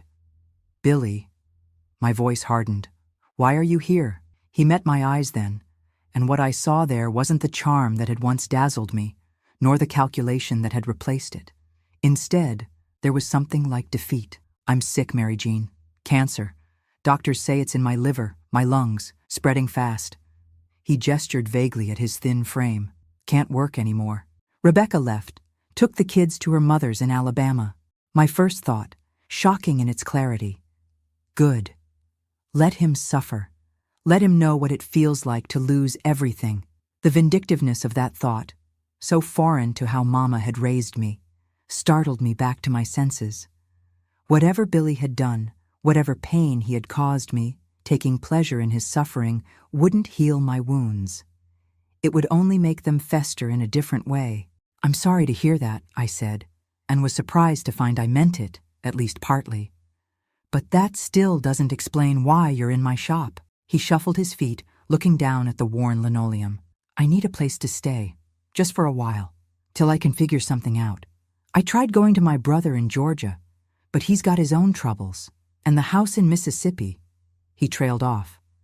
My house, I corrected sharply. The one you somehow managed to claim while I was in prison for your crime. A flash of the old Billy, defensive, quick to shift blame, crossed his face. I didn't ask you to take the fall for me, Mary Jean. That was your choice. A choice I made because I loved you. The words tasted bitter on my tongue. Because I believed you when you said you'd make it right. He had the decency to look ashamed, at least. I know. I meant to. At first. But then time went by, and it seemed easier to just move on. Start over. While I sat in a cell for 7 years, the anger I'd thought long buried flared hot in my chest. While I lost everything, my home, my reputation, my chance at a normal life. I'm sorry. The words sounded hollow, inadequate. I was a coward. I've been a coward my whole life, running from consequences, taking the easy way out. He gestured around the shop again. But look at you. You made something of yourself. You're doing better than I ever did. No thanks to you, I retorted. Then, as the full implication of his appearance hit me, what exactly are you asking me for, Billy? He swallowed hard. Like I said, I need a place to stay, just till I get back on my feet, or... He didn't finish the sentence, but he didn't need to. The cancer's end was written in the yellowish cast of his skin, the labored way he breathed. You want to stay with me? I couldn't keep the incredulity from my voice. After everything you did, leaving me to go to prison, stealing my house, building a whole new life while I lost years of mine, you expect me to take you in? I don't expect anything, he said quietly. I'm asking, begging if I have to. I've got nowhere else to go, Mary Jean. No money, no family that'll have me. I know I don't deserve your help, but I'm asking anyway. The bell above the door jingled again as a customer entered. Mrs. Townsend, coming to pick up a dress I'd altered for her daughter's college interviews. I forced a smile, helped her with her order, made small talk about the unseasonal warmth while Billy stood awkwardly by the window display, examining a christening gown as if it were the most fascinating thing he'd ever seen. After Mrs. Townsend left, promising to recommend us to her church circle, Billy and I stood in silence for a long moment. Outside, life continued its normal rhythm. Cars passing, people walking dogs, children on bicycles racing home from school. Inside, time seemed suspended as I faced the ghost of my past and tried to decide what kind of person I wanted to be. The Mary Jean who had gone to prison would have taken Billy in without question, would have nursed him through his illness, would have forgiven without being asked. The Mary Jean who had walked out of prison, bitter and broken, would have sent him away with harsh words, would have savored the justice of his suffering. But who was I now, 5 years into my new life? What did this Mary Jean, the one who had rebuilt herself from nothing, who had found strength she never knew she possessed, what did she want? There's a shed in Odetta's backyard, I said finally. It's not much, just a place where we store extra fabric, some gardening tools. But it's got electricity, a space heater. I could put a cot in there, Some blankets. It's not a home, but it's shelter. Relief washed over his gaunt face. Thank you. I won't be a burden, I promise. I can still do some work. Simple things when I have good days. This isn't a permanent solution, I warned, and Odetta will have the final say. It's her property. But I'll talk to her. Odetta predictably thought I'd lost my mind. The man left you to rot in prison, stole your house, married another woman, had babies with her, and now you want to put him up in my garden shed? She stood with her hands on her hips in her kitchen that evening, incredulity written across her face. Girl, has the heat addled your brain? He's dying, Odetta. I stirred sugar into my tea, avoiding her piercing gaze. Cancer doesn't have anywhere else to go, and that's your problem because she let the question hang in the air between us. I didn't have a good answer, not one that made logical sense, because I can't be the kind of person who turns away someone in need, even if that someone is Billy. Odetta studied me for a long moment, then sighed heavily. Your mama raised you too Christian for your own good. She sank into a chair across from me. Fine. He can stay in the shed. But first sign of trouble, first time he disrespects this house or this business we've built, he's gone. Cancer or no cancer. Understood? I nodded, relief mingling with a complicated tangle of other emotions I couldn't quite name. Thank you. Don't thank me. I think you're making a mistake. She reached across the table to pat my hand. But it's your mistake to make. And maybe, she paused, considering, maybe you need this to finally close that chapter for good. Billy moved into the shed the next day, bringing only a small duffel bag of belongings and a paper sack of medications. Odetta and I cleaned the space as best we could, set up a camp cot with blankets and pillows, installed a small hot plate and mini refrigerator we found at a second-hand store. It wasn't comfortable by any means, but it was dry and warm, better than the streets, better than wherever else he might have ended up. For the first few weeks, our interactions were awkward, minimal. He'd come to the back door of the house to use the bathroom, nodding silently as he passed through. Sometimes I'd bring him a plate of whatever Odetta had cooked for dinner. We existed in parallel, occupying the same general space, but rarely connecting. Then one evening in early November, as I was hanging laundry on the line that stretched from the house to a post near the shed, he emerged and stood watching me, a strange expression on his face. What? I asked, clothespin between my teeth, as I reached for another of Odetta's flowered house dresses. Just thinking, he said slowly, about that old wringer washing machine your mama used to have. How you'd help her on wash days, hanging everything just so, making sure the corners lined up perfect. The memory caught me off guard, a detail of my life before Billy, before prison, before everything changed. A thread connecting the girl I had been to the woman I'd become. Mama was particular about laundry, I said, surprising myself by continuing the conversation. Said you could tell a lot about a person by how they cared for their clothes. He nodded, leaning against the shed door frame. She was right about that. Right about a lot of things. He paused, watching me pin a pillowcase to the line. She never did like me much, did she? A surprised laugh escaped me. No, she didn't. Said you had shifty eyes. Smart woman. The ghost of a smile crossed his face. Wish I'd listened to her. Wish I'd listened to a lot of people. I finished hanging the last of the laundry, uncertain how to respond to this unexpected moment of honesty. As I turned to go back inside, he spoke again, so quietly I almost missed it.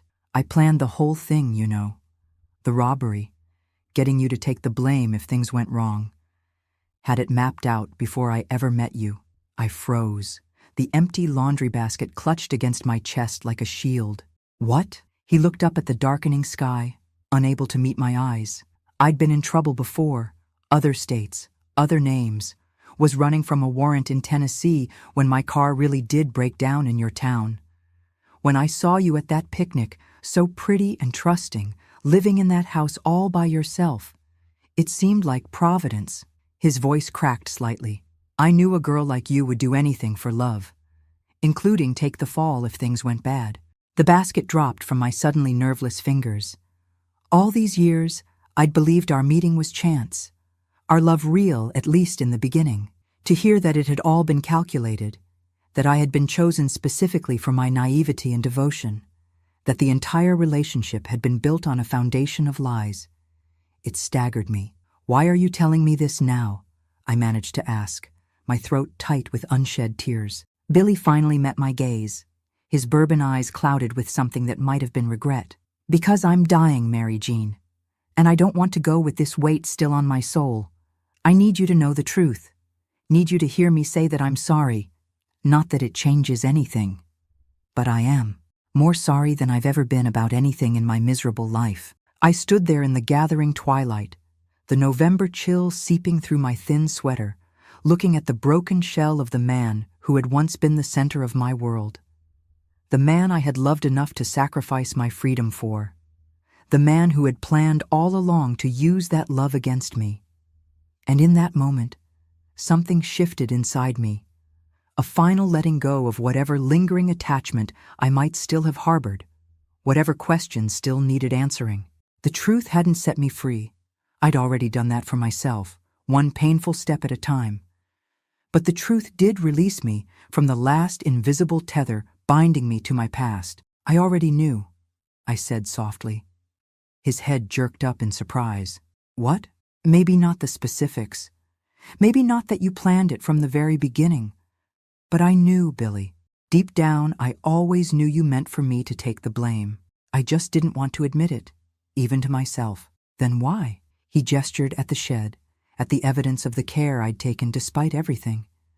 "Why help me now? Why not tell me to go to hell?" I considered the question, searching for the answer that felt most true. "Because I'm not the person you tried to make me. I'm not defined by what happened to me or by what you did. I'm defined by what I choose to do now, by who I choose to be." I picked up the empty basket, clutching it against me like armor. "I don't forgive you for him," I added, my voice steady. "I did it so I could move on." Billy died on a cold January morning in 1988, 3 months after he appeared in my shop. The end came quietly. I found him still and peaceful on his cot in the shed when I went to bring him his morning coffee, a book of psalms open on his chest, the space heater humming steadily in the corner. The doctor said it was liver failure, the final cascade of a body too damaged to continue. I wasn't with him in those last moments, didn't hear any profound last words or dramatic confessions. Just the quiet departure of a soul from a body that had caused so much harm to others and ultimately to itself. I arranged a simple funeral at the Baptist church where Odetta and I attended. There weren't many mourners, just me, Odetta, Pastor Williams who'd driven up from Mississippi when I called, and a few kind souls from the church who came out of respect for me rather than any knowledge of the deceased. I paid for a modest casket and a plot in the church cemetery, not out of lingering affection, but because it seemed the decent thing to do. Billy had caused enough chaos in life. The least I could do was ensure he rested in peace. The day of the funeral dawned clear and bracingly cold, the kind of winter morning where your breath hangs in the air like ghost words. I stood at the graveside in a black dress I'd sewn myself, watching as they lowered the casket into the frozen ground. Pastor Williams spoke of forgiveness and redemption, of God's infinite mercy even for those who had strayed furthest from the path. I listened with a curious detachment, as if he were speaking about someone I'd read about in a book rather than the man I'd once loved enough to sacrifice my freedom for. When it came time for the final goodbye, I stepped forward with a handful of earth. As I let the cold dirt slip through my fingers onto the casket below, I felt a weight lifting, not dramatically, not all at once, but gradually, like fog burning away in morning sunlight. I wasn't just burying Billy. I was burying the last remnants of the young woman who had been so desperate for love that she'd accepted crumbs and called it a feast. After the service, I drove Pastor Williams back to the bus station for his return trip to Mississippi. He studied me as we sat in my car, a used Ford I'd bought with my share of the shop's profits last year, my first major purchase in my new life. "You seem at peace, Mary Jean," he observed, his kind eyes crinkling at the corners. More than I would have expected under the circumstances. I considered this, hands resting lightly on the steering wheel. I made my peace with Billy months ago when he first showed up, maybe even years before that, without realizing it. It couldn't have been easy, taking him in after everything. It wasn't. I smiled faintly. But it wasn't for him. It was for me. I needed to know I could face him, face the past, without letting it destroy what I've built. Pastor Williams nodded slowly. There's a difference between forgiveness and reconciliation. Forgiveness is something you do for yourself, to release the poison of resentment. Reconciliation requires the other person to acknowledge the wrong and work to restore trust. He patted my hand gently. You forgave Billy. That doesn't mean what he did was okay, or that your relationship could ever be what it was. I don't think I loved him anymore, I confessed. Not for a long time. Maybe not even when I took the blame for him. Then why did you?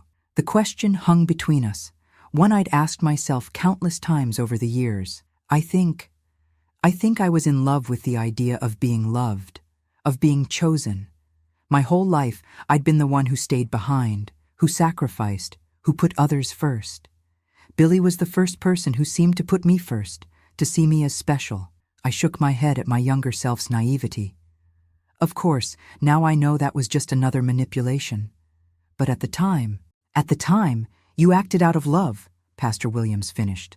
Misplaced, perhaps, but still love. There's no shame in that, Mary Jean. Only in staying stuck in that moment, letting it define your whole life. As I watched him board the bus back to my hometown, I thought about his words.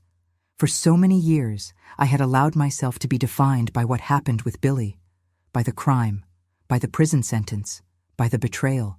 Even in rebuilding my life, I had often framed it in terms of what I had lost, what had been taken from me.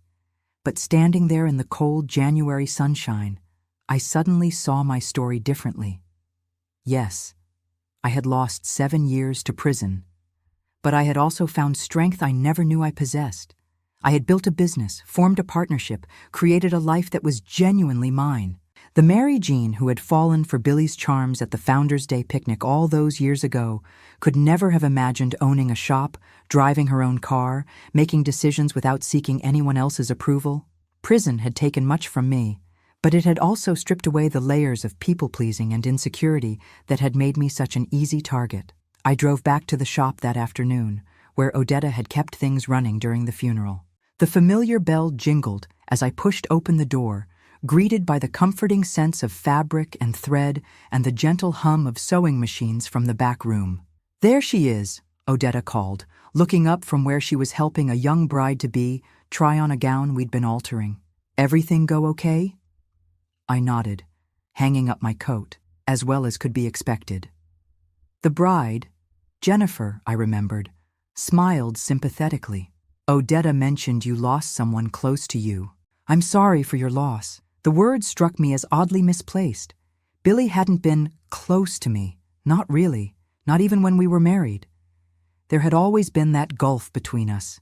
His secrets, his calculations, his true nature hidden behind charm and manipulation. What I had lost wasn't Billy himself, but the illusion of what I thought we had.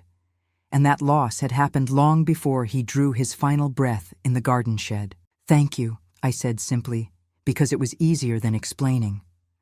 Life resumed its normal rhythm after Billy's funeral.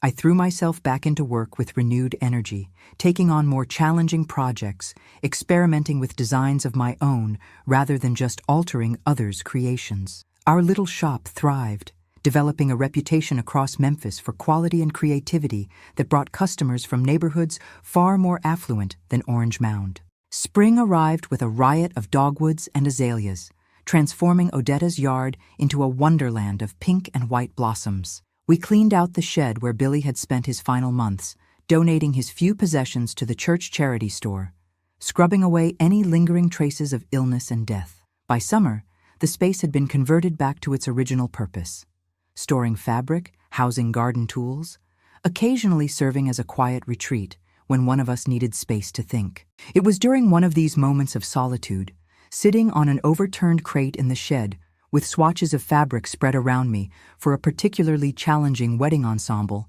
that I received an unexpected visitor. A sharp knock on the open door frame interrupted my concentration, and I looked up to see a woman I didn't recognize. Mid-30s perhaps, expensively dressed, with a nervous expression on her pretty face. "I'm sorry to disturb you," she said, her accent placing her as a native Memphian. "The lady in the shop, Odetta, she said I might find you out here. You're Mary Jean Douglas?" I nodded, setting aside the fabric swatches. "That's right. What can I do for you?" She hesitated, twisting an impressive diamond ring on her left hand. "My name is Caroline Harmon, Theodore Harmon's wife." The name hit me like a physical blow.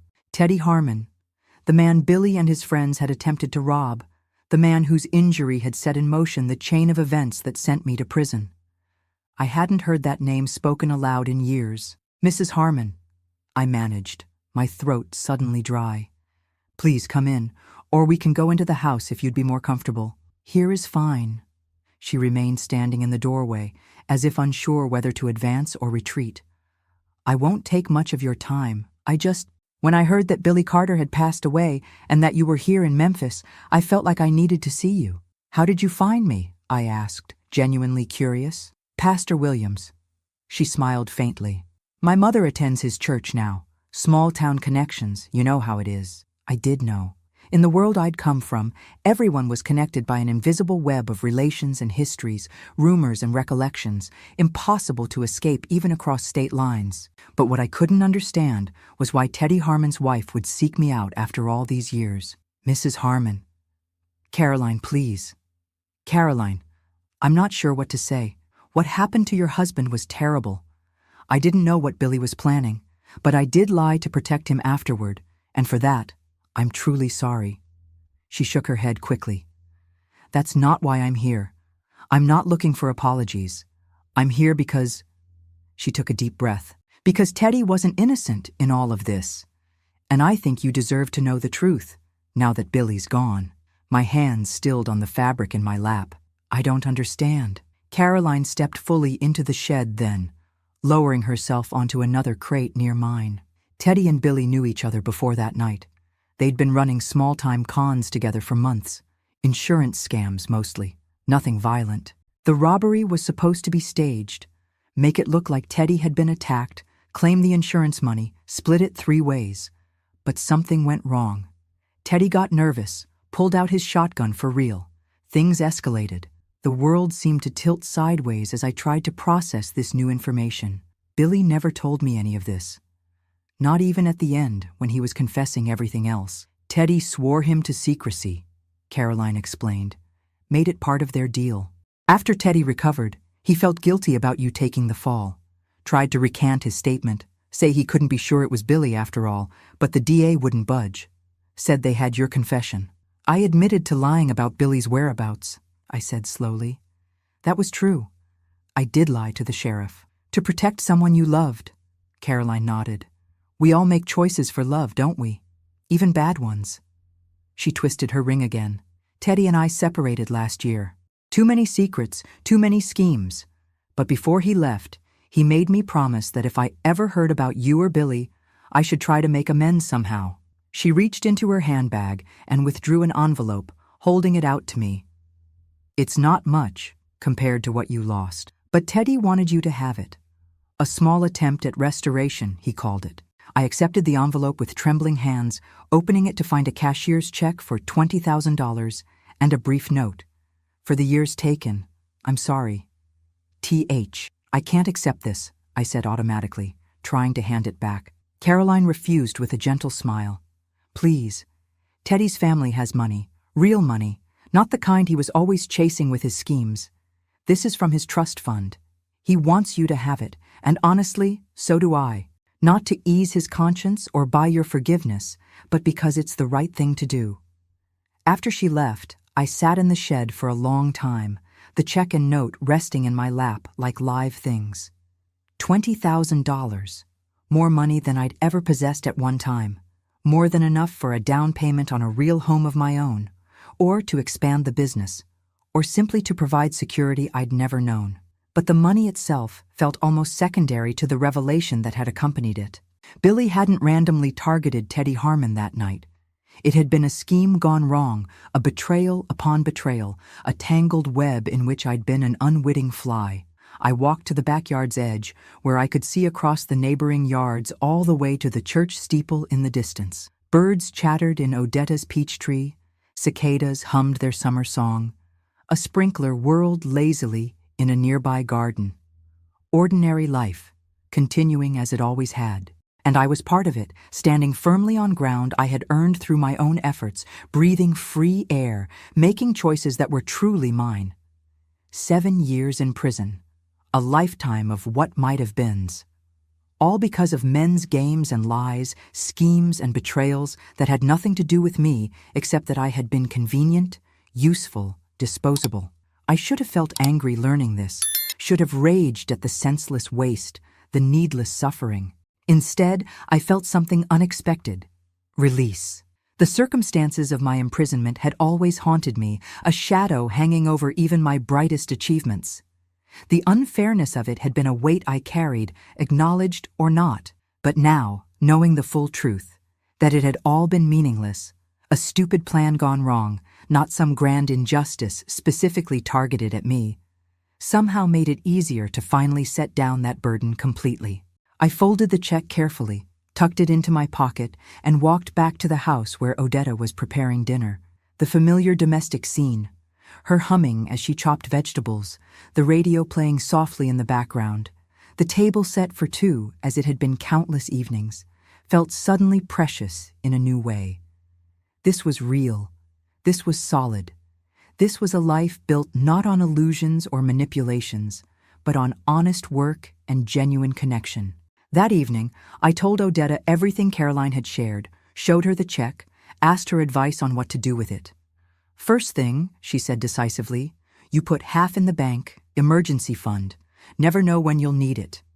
She pointed her fork at me for emphasis. "Second, we look at expanding the shop. Maybe hire another full-time girl, get some new machines. Third," she paused, studying me over her glasses. "Third, you think about what you want, Mary Jean.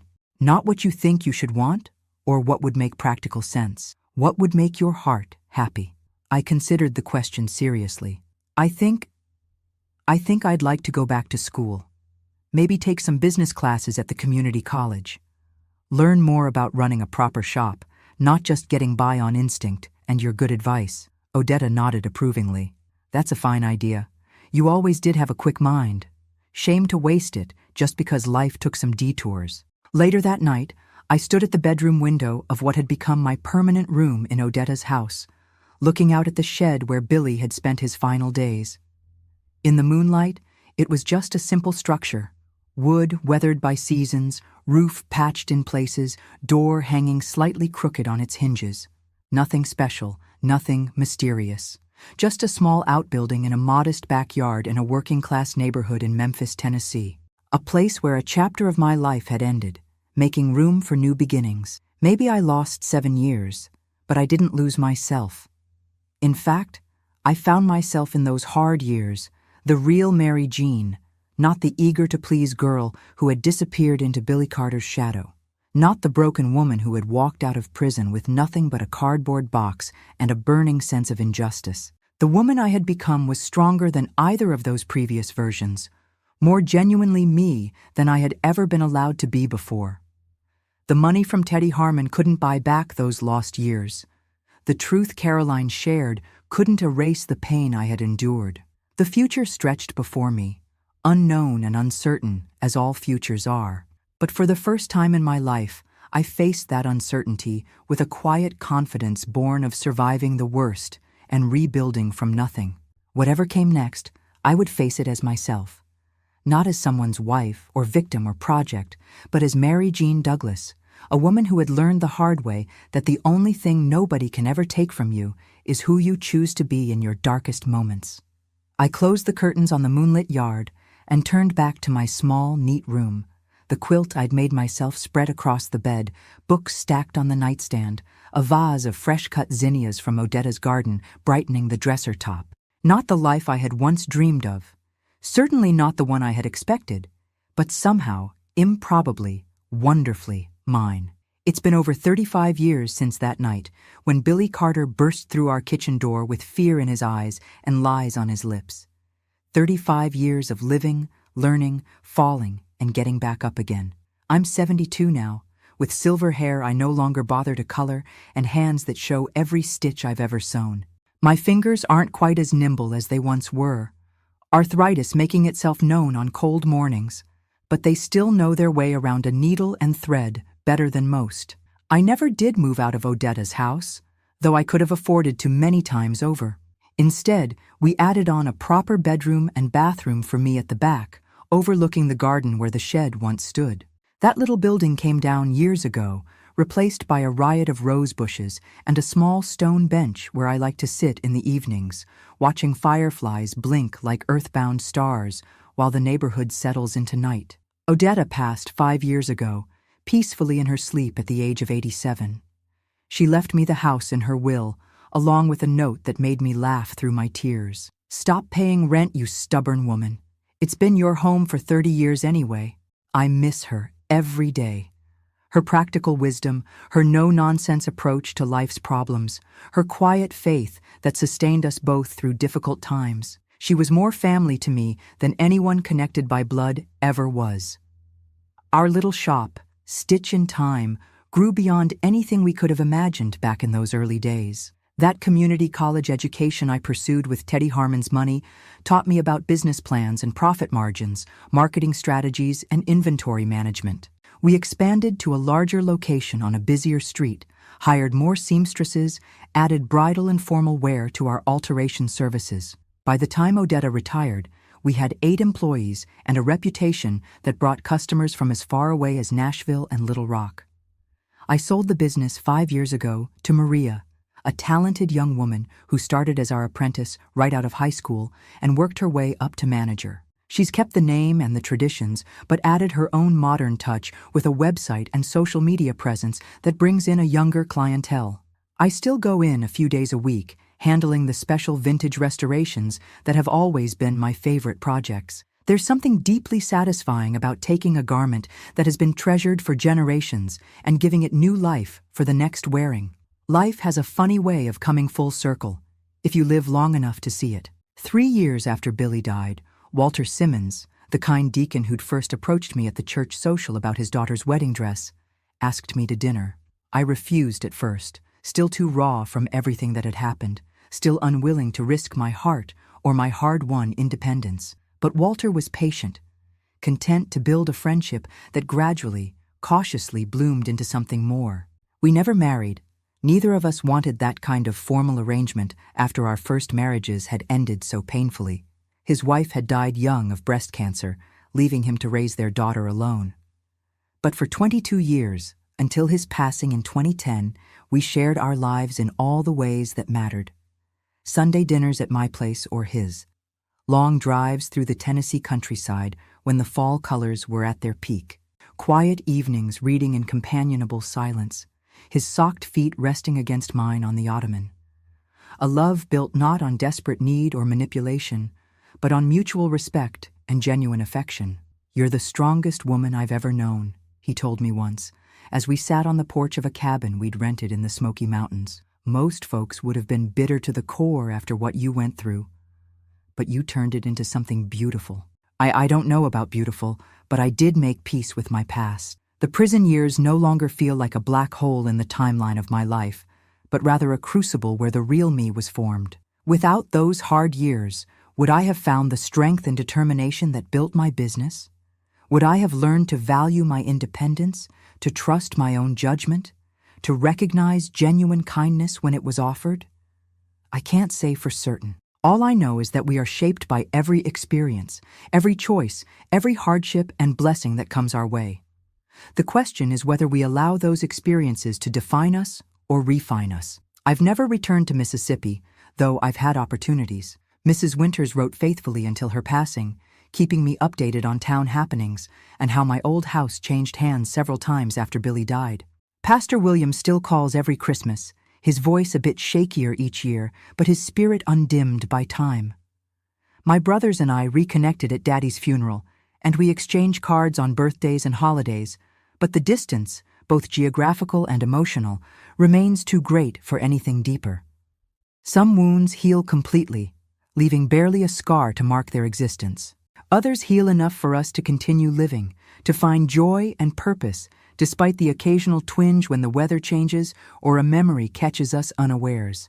My journey has included both kinds, and I've made my peace with that reality. The important thing is that I kept moving forward, one stitch at a time, creating something whole and strong from the fragments life handed me. Over the years, I've shared my story with a few people, usually women who find themselves at similar crossroads, facing choices between self-preservation and self-sacrifice, between the comfort of the familiar and the terrifying freedom of the unknown. I never tell them what decision to make. Each person's path is their own to walk. But I do tell them this: whatever you choose, choose it with your eyes wide open, knowing that you are the one who will live with the consequences, for better or worse. How did you survive it all? They sometimes ask, these women with bruised hearts and uncertain futures. How did you not become bitter or broken beyond repair? The answer is both simple and complicated, as most important truths tend to be. I survived because the alternative, giving up, giving in to despair, seemed like letting Billy win a second time. I survived because Odetta wouldn't accept anything less from me. I survived because deep inside, beneath the layers of people-pleasing and self-doubt that had been instilled in me since childhood, there was a core of stubborn strength that refused to be extinguished. And yes, faith played its part. Not the showy kind that makes grand pronouncements or claims divine favor, but the quiet, persistent kind that believes in redemption and second chances. The kind that sees meaning in suffering without glorifying it. The kind that acknowledges human frailty, including one's own, without surrendering to cynicism.